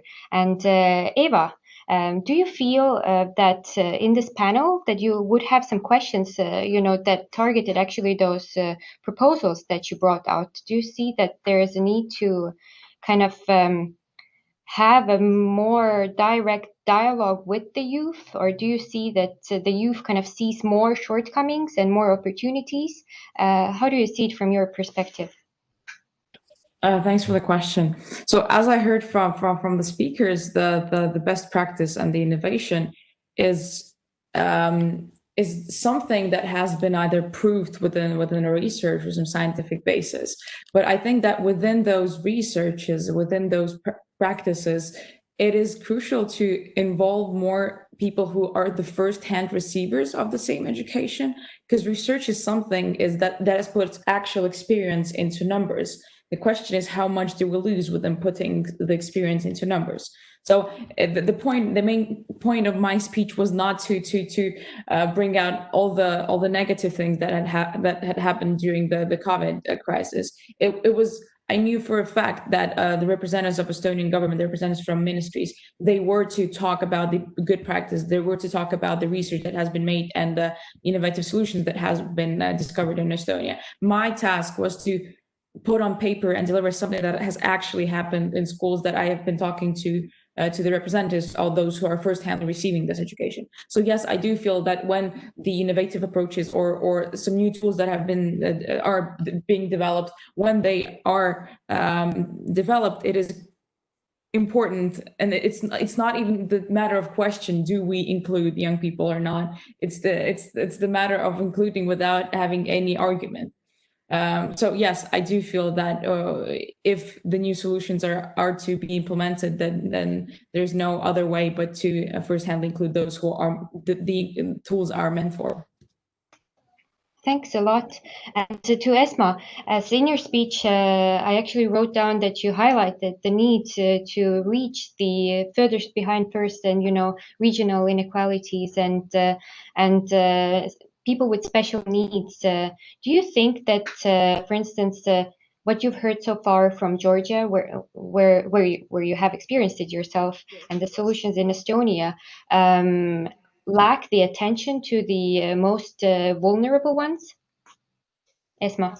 Yes, thank you very much. I'm not sure if I'm heard well again, but I think, first of all, that even like with WebEx, for example, I had to come here to the agency because it is unlike, for example, Google Meets and Google Hangouts. It is not accessible for the blind to use, and it's not really user-friendly. And this is why, to ensure that I'm fully participating and all of that, I had to come here and on that regard depend on others. So I think people with disabilities in general and young people with disabilities have a lot of issues, even with technology that allows us to overcome certain barriers, but sometimes it really still creates those barriers when we have to solely rely on technology. Yes, so and as Eva said, my experiences and what I have talked about also come out of my direct communication with young people, with my former schoolmates who are still studying at school or already are university students. And in regards to books and electronics, I think signing a Marrakesh Treaty is very important because I see how blind and visually impaired students are struggling in universities here to gain access to textbooks due to the copyright issues. And in general, I think including youth with disabilities, because as a part of intersectional approach to different, in both youth-related aspects and disability rights movements is very important because we, again, have some challenges as young people and as people with disabilities, because we have to volunteer, we have to receive education, study at university, study at school, and read, access books, access employment, and so on. And even in things like living on an occupied territory and having to somehow get yourself enrolled into university gets much harder for a person with disabilities sometimes than for a young person without disabilities, because, for instance, right now I have a case. Someone who I know addressed me and asked me to help her connect with someone because she's not really capable of calling decision makers directly. She is in a situation where she cannot leave her home because separatists shut up the administrative order, so-called, and so everyone else who was like her peers from her region, from Gali, from Abkhazia, were all enrolled in universities without having to pass the exams because of these exceptional circumstances. And this happens, like it happened last year as well, and they had to be enrolled without exams upon condition, and it happened this year again. But because as she is disabled, she could not study there in the local school. So she had to come to Tbilisi and study in the boarding school for the blind. And because she has a Tbilisi-issued diploma, she was not included in this, and she was not exempted sort of from exams and was not enrolled in the university. So now we're really trying to do something ad hoc. But the point here is that people with disabilities, though they might not be so much present and visible, but they have their own issues, and it happens. And I'm really wondering what could be done for their interests to be ensured in future so that these similar things don't happen. Thank you very much for raising this issue, and maybe I'll give the microphone to Ekaterina. And you have, you spoke a lot about the, the reforms and the flexibility and the need to adjust to the students' needs. And I think it's everywhere. There are still issues that you cannot reach 100%. There are still, tools that are not, appropriate for the children. Where do you see we could put more effort into improving this situation? Ekaterina. I would like to clarify about the students. You mean the students who need additional support? Yes? Yes, with special needs, yeah. Okay, sure. When we're talking about the special teachers, special education needs, of course, this country is developing inclusive education. And when we're talking about special education needs, we have nearly 10,000 special education needs involved in general education level in public schools. And also, when we're talking about the inclusive education, we also developing the special teachers and other additional specialists. And we nowadays, the system is developing step by step, and also the inclusive education, all the specialists which needs this special education needs the ministry provides. When we're talking about this period of time, or pandemic period of time, of course, the students, as usual, everyone had to stay at home. And our message from the ministry was that the special teachers will actively communicate with the parents and give some tasks parents and advices, and every time we connected with the parents and support parents in the area of home learning situation. So also we made the monitoring about this system, how this reflected in the process, these recommendations. And we can say that they're quite motivated with the special teachers and the teachers as well. So I mentioned that it was very important that in this period of time, accessibility and more information how to support the special education needs. We also use this platform, which is TV School. And we have broadcasting the psychologists, some videos where the psychologists also show the parents how to build some activities, social, intellectual activities for the special education needs. And also we have, unfortunately, Esma knows, some schools, special schools, for deaf and for blind and mentally disordered as well. And the schools also was very mobilized, and all not only teachers but specialists were close cooperation to each other, preparing some tasks and send the parents. And it shows quite well experience that when we made some research around it, we had the results that nowadays these parents have more knowledge and capacity around how to care, how to support, how to develop the different kind of social activities of their children. Of course, we would like to underline that this is the line which is also must be developed.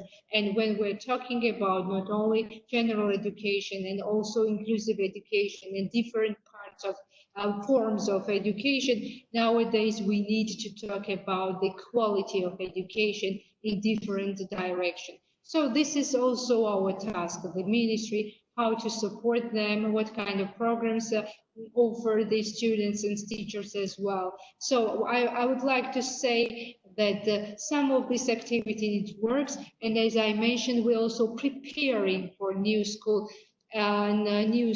opening the schools and started to develop, also supported some programs, which is new programs, new resources as well, which we will offer very soon to the schools and teachers as well. Thank you very much, Ekaterina. And I'll look again at the participants, and if there has been a hand raised. If there isn't, then we'll always can have some more questions in the second panel. But thank you very much, Katerina, again. And I think putting all together into this panel discussion, I like what Crystal said, that inevitably there has to be some pain to go beyond, to have some progress, sadly. But I like what she said, that this is, COVID, for instance, can be a chance to see where are the shortcomings, because COVID might be, there might be something worse with the second wave, and we might be better prepared with preparing now, with seeing where the shortcomings are. And I like where Robert went by telling that actually, we have to reach the most vulnerable. There are way too many setbacks already in the quality of education, in students dropping out of school, and there has to be way more done, and there has to be more development cooperation, humanitarian aid incorporated together in this approach with COVID-19, as well as appreciate actually the youth adding that they have to be involved, because they are the ones being educated. It's their future here in line. Actually, they know the firsthand, and they have their peers to say what works, what doesn't, and where there are some shortcomings. And of course, to Andres Rundu, by pinpointing that actually it's a collective effort, by pointing out that Team Europe, for instance, this is a gigantic effort to deal with the setbacks that we are in now, that it is a collective effort from everyone, that only best practices work. Innovation as such doesn't work if it isn't the best practice, so to say. But we very often have to work with trial and error to reach the best practices. So I appreciate these remarks. And like I wrote in the chat, I fixed my microphone problem. I have a gigantic microphone now. So I'm happy I could amuse you with my technical issues. And the second panel will be less bumpy for the Georgian part. And we'll make a tiny little break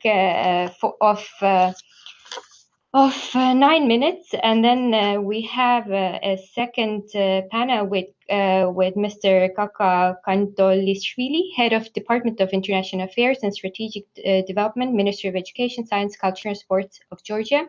But from my side, I thank you very much the panelists who had the patience with me, and also the youth and the ministers who definitely whose videos were more than good structure to build on for us. So, and we'll make a tiny little break, and we'll come back with the second panel. Thank you very much.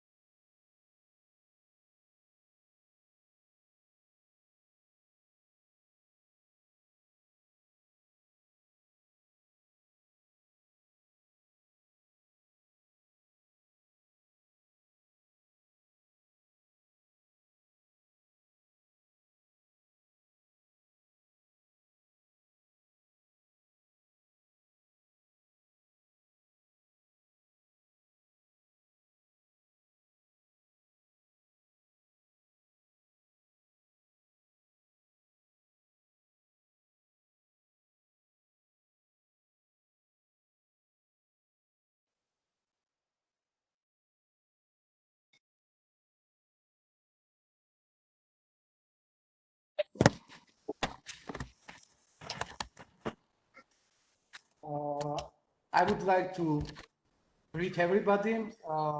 My name is Fili. I'm head of the Department of International Affairs and Strategic Development of the Ministry of Education, Science, Culture, and Sports of Georgia.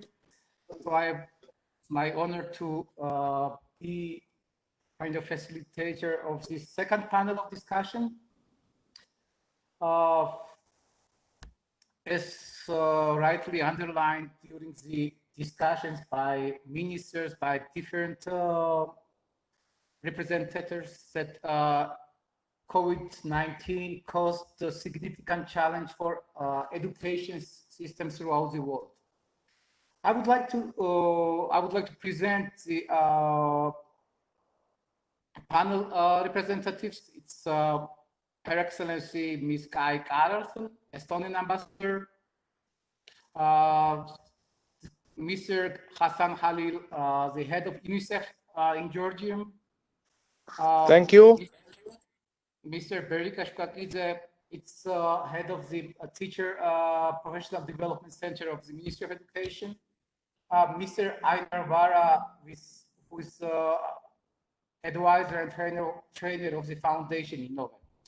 Let me start with Mr. Einar Vara.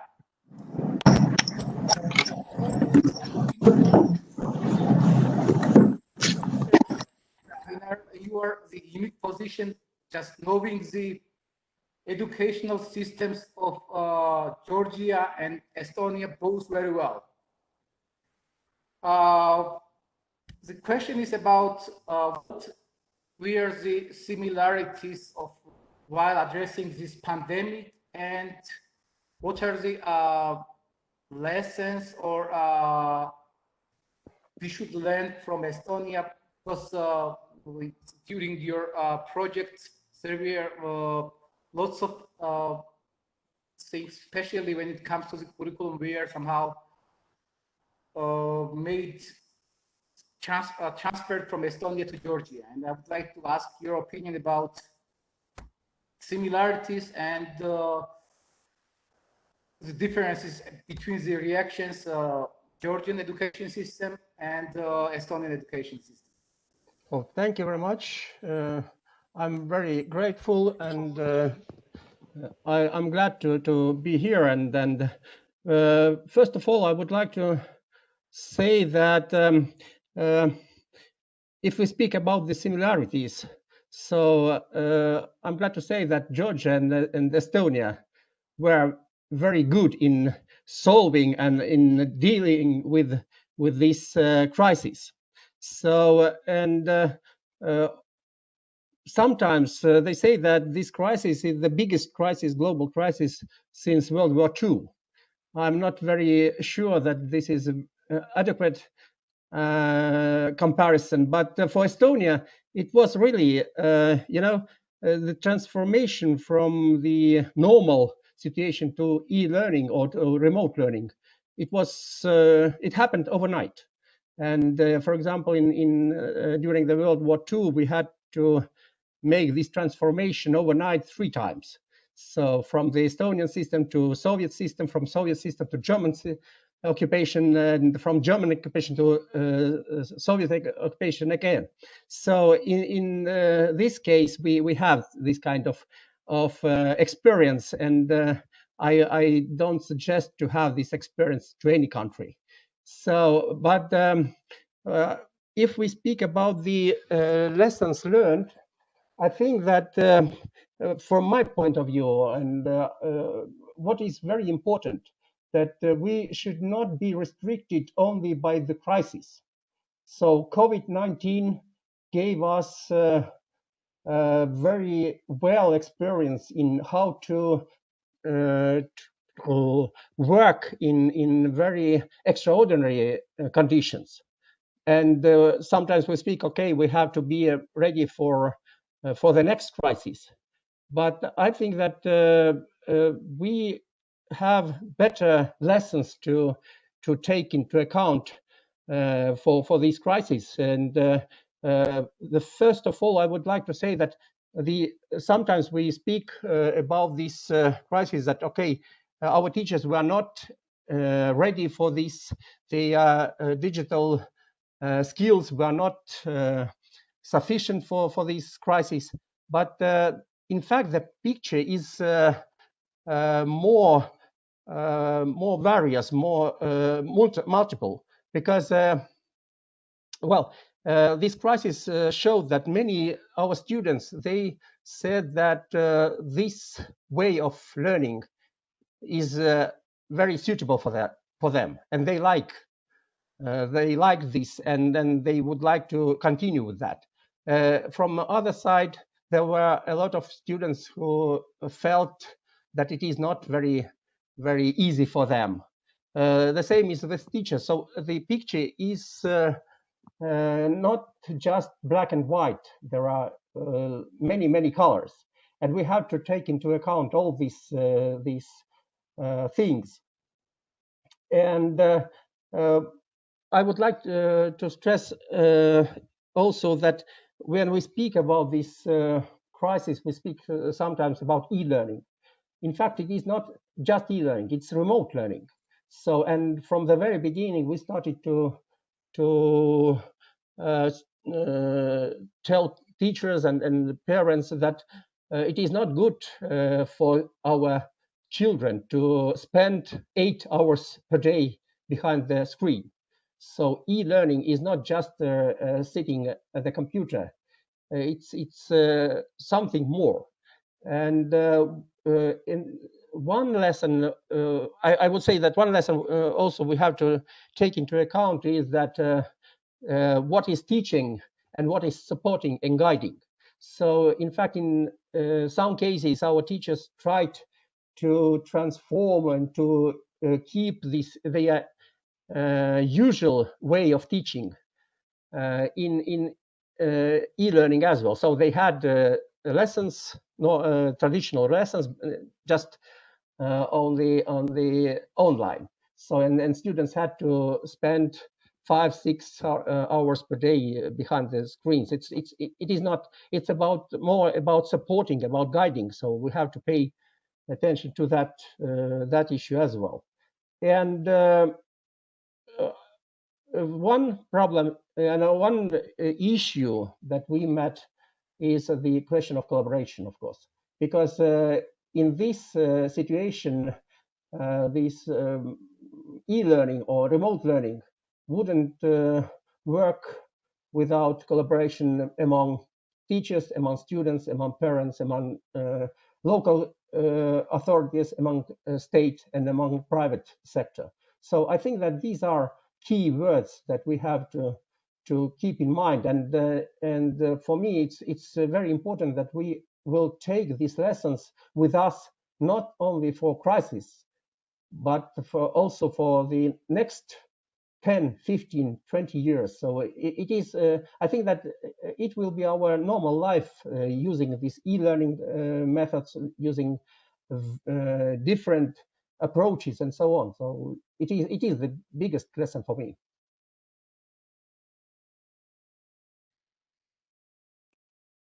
Yes, thank you, Mr. Vara. You rightly mentioned that one of the main challenges during the pandemic was this, how the kids were most of the time better prepared for the new technologies than the teachers. And the next question, I'm just passing through the head of the Teacher Professional Development Center of Georgian Education System, Mr. Gumberidze, about what were the main challenges to make sure that teachers have enough capacity to keep pace with technological advances? Hello, everybody. I'm sorry, I'm traveling from the Black Sea to Tbilisi, and I just stopped the car off the street, and I found a place where I can talk to you. The traffic was very bad. And thank you for our Estonian friends. Estonia is a dear country to me. Tere to everybody. And I would appreciate if this project will have some kind of follow-up, and then hopefully this pandemic will fade away, and then we can sit together and then talk about how to how to learn the lessons from our Estonian friends. When the pandemic hit, right away, the entire center, we have about 147 employees. We get together online, of course, and then we set up some kind of squad, the unit, and then we came up with about 135 webinars for our teaching population, for our principals, for our kindergarten principals and the teachers, and for our vocational school teachers. In total, we had more than 1.6 million viewers.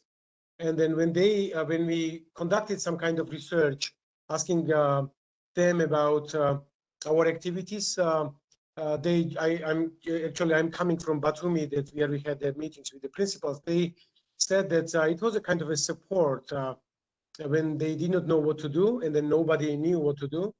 Our teachers, I would say that there's UNICEF knows about that. UNESCO did some great job helping us to provide a TV school with the things that we missed for the program. Also, we had some help from OECD, and then all they admitted that the Georgian education system dealt fairly well with this challenge. I can say that nobody can make 100% switch from this the face-to-face class to the teaching to these webinars and then the online teaching. But I can say that we are proud that our teachers did fairly well. Before the pandemic, the period we conducted fairly intensive training for our teachers in the technologies in this program, in this direction, and then also we are going to continue in that way. When the schools were dismissed, we provided our teachers with how to deal with, how to conduct the classes using the Zoom technology or Google Meet or whatever. And then my kids who are attending the schools, one of my daughters, she did not like that. She wanted to have more classroom activities rather than online classes. But at least it gave her and the others something, the time for reading and time for being with their families. But all in all, I don't want to consume all the time you have here. That pandemic situation showed us what we lack. Now we are going to conduct research in which directions we need more improvement. And based on this research, we are going to train our teachers, about 53,000 teachers for our public schools, and then also to train the principals, and also to see what are the availabilities for our kids when it comes to the technologies and then the gadgets and then stuff. And then TV school, as far as I know, the minister would say some more about that, and then the Ekat Gebuadze. But we think that the TV school program is going to be more developed and be more sophisticated. But everything boils down to the gadgets, availability of the gadgets. And I will finish with the good news that tomorrow, the day after tomorrow, we are leaving for Shatili, which is a very remote village from Tbilisi. And we have 5 kids at the school, and then they don't have any gadgets, but the Teacher Professional Development Center, we pitched some money, and then we bought 4 laptops for them, and then we are going to visit them the day after tomorrow, and then give them chance, and there's also to buy to purchase all year around the internet package. So they will be available. So they will have a chance to connect. And also we have a shortage of teachers in the remote villages. And also I say that this pandemic situation was a kind of a venue, the new venue for us. It showed that we can provide quality education in remote villages where we cannot provide kids with the quality education. The teachers do not want to go there, and then the teacher qualification in the remote areas are very low.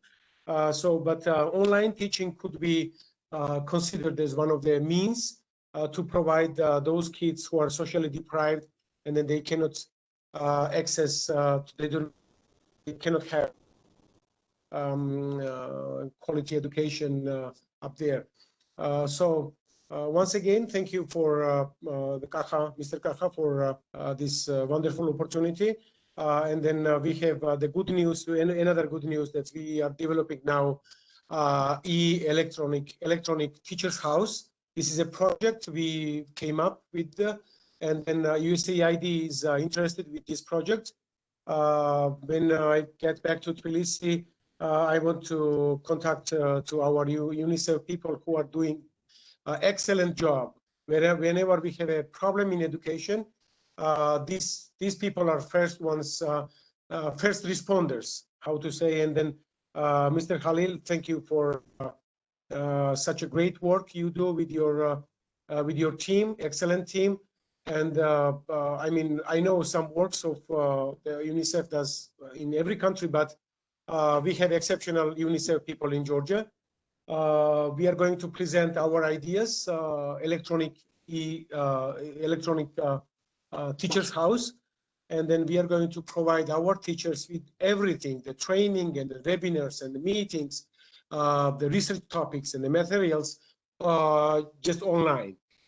So if the pandemic, God forbid, but hits another time in October, we will be ready to provide our teachers with the trainings, with the professional development, and with anything they need to provide our kids with quality education. Thank you once more, and then hope that our cooperation will be fruitful. Thank you.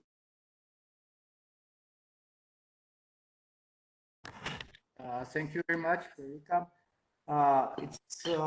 As Verika mentioned, you know, there are many similarities between Estonia and Georgia. Both are very small countries, but one major difference is, of course, that Georgia is a very mountainous country, and its access to some areas is quite limited sometimes. And that's remains one of the main challenges for the Georgian educational system, the equity. And I think Mr. Hassan Halil will agree with me that equity is one of the main challenge.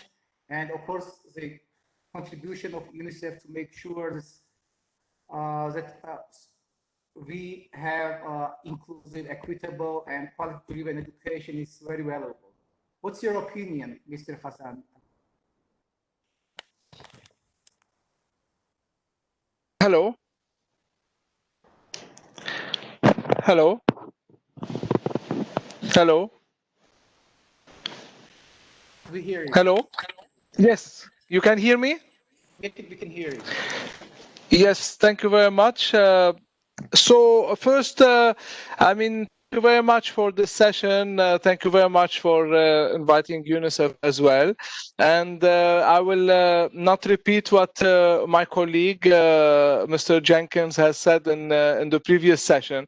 But on equity in specific, I think now one of the main challenges globally, but also in Georgia, is to make sure to mainstream equity and to uphold equity in education.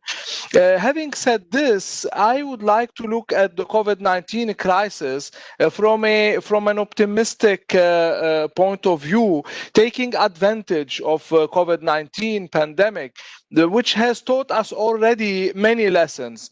And for instance, in Georgia, we have discussed a few times recently with the Ministry of Education the opportunity of making every child in minority groups and mountainous areas benefit from and enjoy the right to education.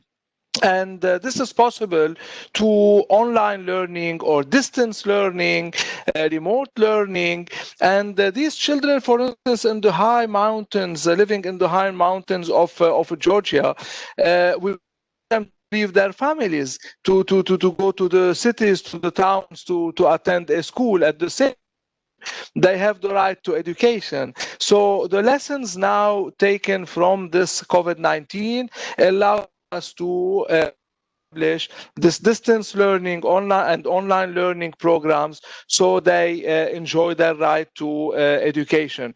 At the same time, out of school children who are out of school for many reasons, it could be child labor, it could be any other reason, the pandemic now has brought up new modalities, and we have to benefit in an innovative way from these modalities to bring back children to education. And I would like here to also rely on the excellent partnership between Estonia, the Ministry of Education of Georgia, and UNICEF.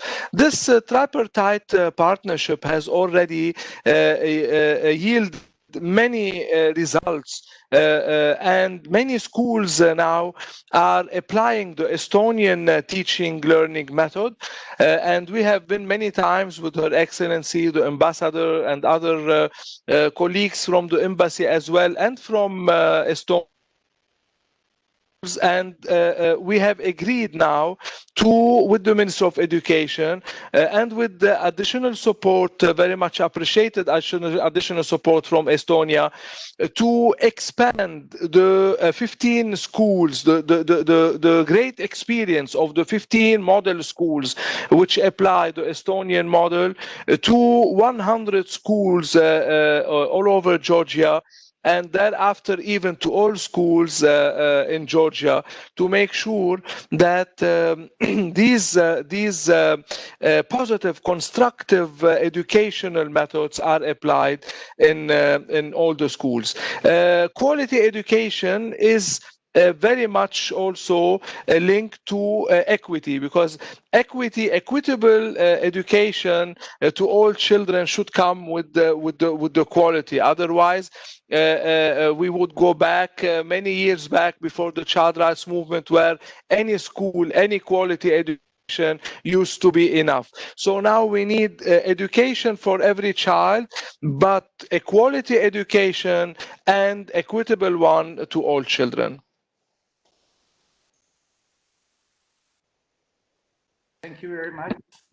You rightly mentioned that the cooperation between Estonia, Georgia, and UNICEF in educational field has been exemplary, and I think even the current ongoing reforms in education, especially in general education, somehow is very much linked with the joint project, and it's based actually on it as well.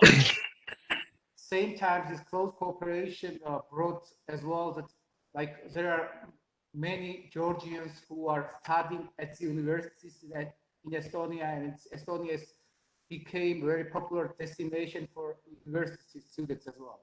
The next question I would like to address Her Excellency Ms. Kai Carlson. You know, as I know, she's quite soon leaving Georgia after serving her years in Georgia, and I would like to ask her about what are the main achievements and what during her stay in Georgia, what is achieved, not only in education but in general. Madam Ambassador. Yes, thank you very much. I see that here in this panel, mainly who are online are the Estonians and Georgians, who probably know quite a bit about our cooperation But since we are doing under the chapeau of the United Nations and the high-level political forum, I would still underline some basic facts about our cooperation, because I think really that this tripartite cooperation that we have had together with the government of Georgia, the Ministry of Culture, Science,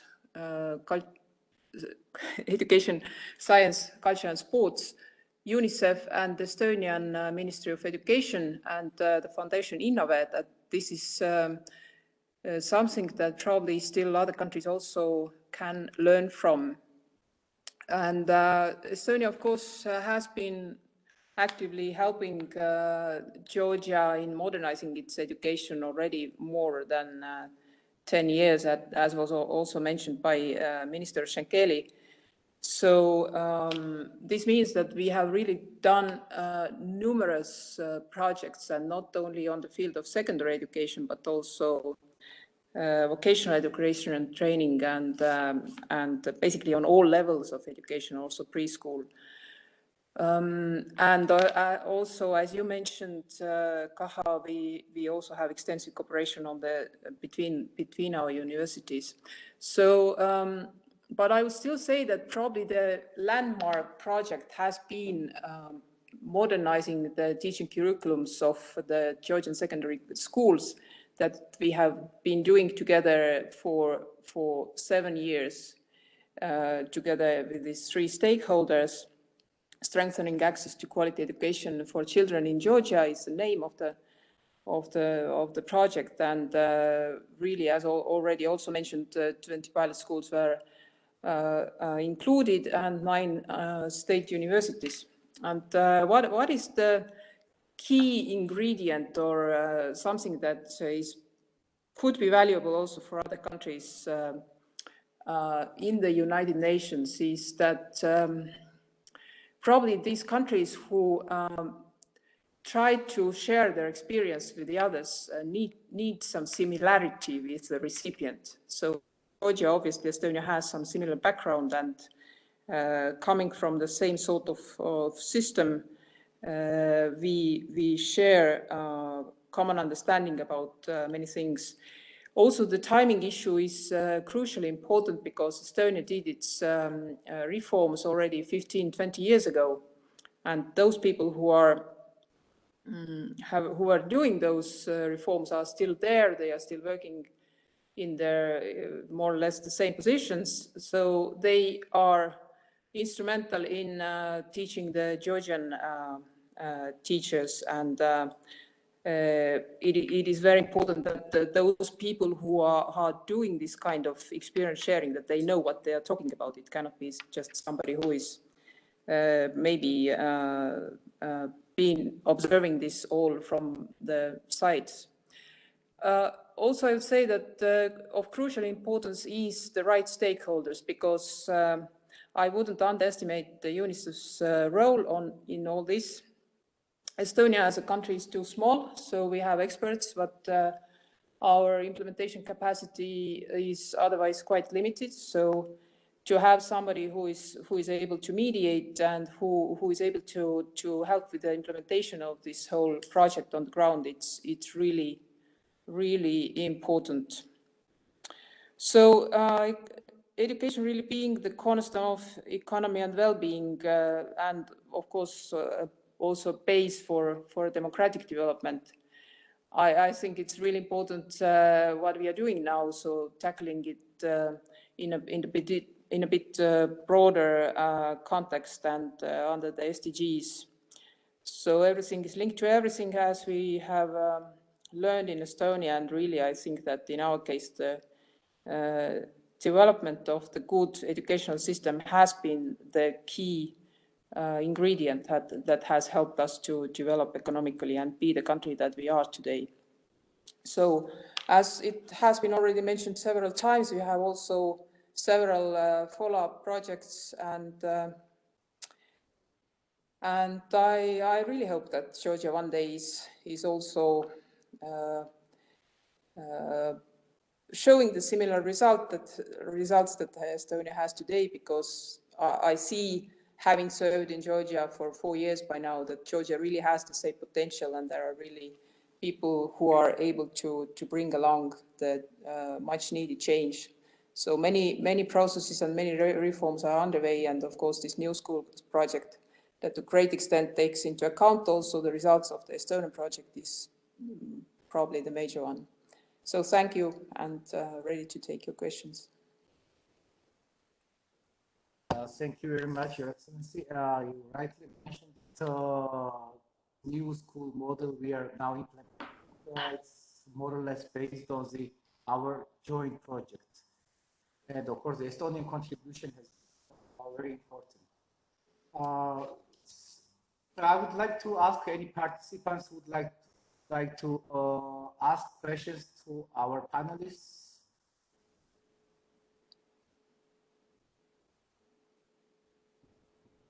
Otherwise, I will have one final questions to all the panel participants. To pose a question or a comment, maybe? Yeah, sure. Hi, I'm Meelis Joost. I'm working for the National Network of Disability Organizations in Estonia, and I'm also a member of the Sustainable Development Commission of Estonia. So I was thinking that the projects what have been described and the overall development and also the inclusive schooling system, education system, that is really important. I wanted to highlight also that in Estonian system, the very steady development for more accessible venues also for the schools is important, but I have to still say that education system, or the schools rather, to say so, physical accessibility and probably also largely the accessibility of the content is still a challenge. Of course, we work with improvements, but even much more has to be done in a more coordinated way. And I have been fortunate enough to be involved in Georgia as well for some years ago when Tallinn University had projects for Tbilisi University and Gore University, and explaining how the disability organizations are put up and financed in Estonia. I was giving small lectures there. So I really state that this cooperation has been important, but there is so much work to do. Thanks a lot.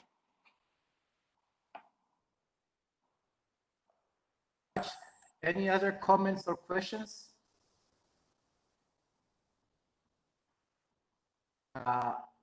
If not, I would have the final questions to all panelists about what is next. How do you see the future of education globally, taking into consideration the ongoing pandemic and the challenges and opportunities it brought with it?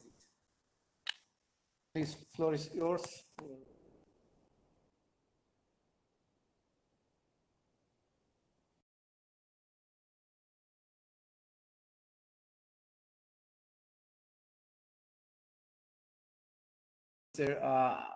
Ainarwara, I would like to ask your opinion about the future of education globally. Yeah, I think that, as I said before, that I hope that this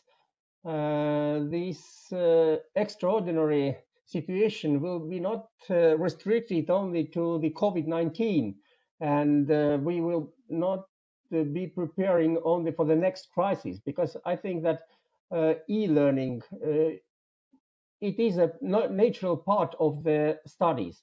And when we speak about the equity in the education, so e-learning, really one thing is that, for example, we can provide learning for the students who live in mountains or some regions that are not very accessible, but at the same time, for example, it's a way to share good teachers. It's online, we can give possibility to teachers who are very, very good to give their experience or their knowledge to students who are not able to come to that school, that special school. So, and in fact, it is a global-wide view that we can share our best practices all over the world. So I think, and I hope that this one of the lessons we learn from this crisis is that e-learning is one way to make education global. So it's not just a national question, but it is a global question. So I hope this is my dream, as Martin Luther King said.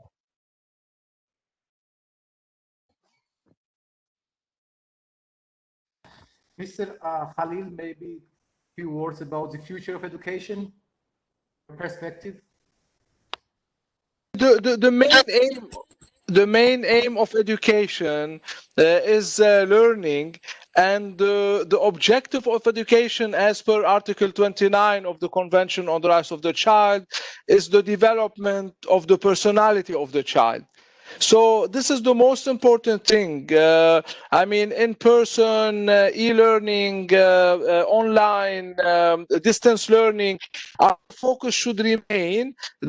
Education should aim at the development of the personality of the child without underestimating the negative effects of closure of schools and children not interacting with peers and teachers and benefiting from the schooling system. Having said this, return to school, reopening of schools should be totally safe, but there is no known evidence about the correlation between the rates of disease transmission and whether schools are open or closed. But there is overwhelming evidence of the negative effects of closure of schools on children. So this is, it could be a hybrid system, it could be any modality, but we believe that children going to school is a healthy practice for them, and we should not, finally, I would say that whatever experiences we have got during this pandemic, during this crisis, we should get the lessons, we should learn the lessons, and we should apply them for the future of education. And as a once more at the final word, I would like to give to Gaerოს, just to wrap up as well, and to give as well some kind of assessment of today's side event. I think it went quite well, and the floor is yours. Yes, thank you very much. And I would just like to throw in one additional element to this COVID discussion. And I really think that we are in a very beginning, in a way, of this whole process, and probably we cannot even imagine if this could still continue for a while. So what kind of challenges it's going to pose to us. And one of the elements is that it also puts new tremendous challenges to the parents, because children are learning at homes, and of course, helping your kid with 9th grade maths equations is probably not so easy if you haven't been in some repeating process yourself. And I think that this is something that all countries can learn from each other, especially Georgia, Estonia. It is the sort of situation that we can learn from each other, not just, it's not going to be the one-way street. So in that respect, I really think that today's event has served all the purpose, and really it has been very lively and very, very good discussion from both sides, having been following it through the dialogue from the beginning. And I think that these kind of side events, or also dialogues on the different organizations, should be taking place more regularly now, really learn from each other and to be stronger, being united. Thank you. And if I may say something very quickly. Sure. Yeah, thank you very much. I would like, on behalf of UNICEF, to thank very much Ambassador Carlson after several years in Georgia, because her support to education has been significant. Of course, there are other areas also where UNICEF is partnering with Estonia, like reduction of lead in the blood of children. But let me focus now on education to thank the Minister of Foreign Affairs of Estonia, but personally Ambassador Carlson, for the great support, for the field visits to the schools, wanting to understand all the time the real needs of children, of students, and this had a great impact on the partnership that we are having along with the Ministry of Education, and consequently on the children themselves in enjoying a sound and very good learning environment. Thank you very much, Ambassador, for all the support. Good luck. Thank you, Mr. Khalil, for kind words, and I fully join you with these words. As a last, I would like to express gratitude to everybody who was involved in organization of this event, Estonian side, UNICEF, and I think I would love to give special gratitude to Miss Lidika Kalden for facilitation and for her efforts. And if she's here, I would love to give her final words. Thank you. Yes, I have no additional final words. I was just listening to the last panel, and thanks a lot for the contribution. And it again shows the very good partnership in both of the countries, and that there is so much to learn. And also, I want to stress that the youth that were involved in this side event were of essence, because I think they gave the view from the grassroots, basically, who are actually receiving the services, who are to be involved.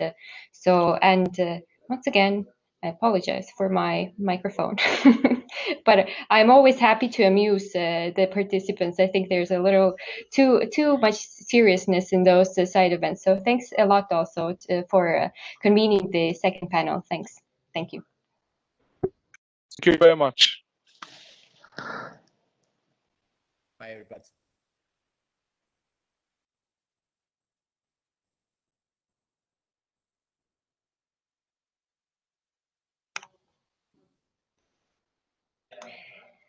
And thank you very much. I think from this point, I'll just close the window. We are ahead of time, and see you in the future. And again, I hope you have a good evening, good day. And thank you, UNICEF. Thank you, all the panelists. Thank you, Georgia and the Estonian side. And thanks for participating. Bye-bye.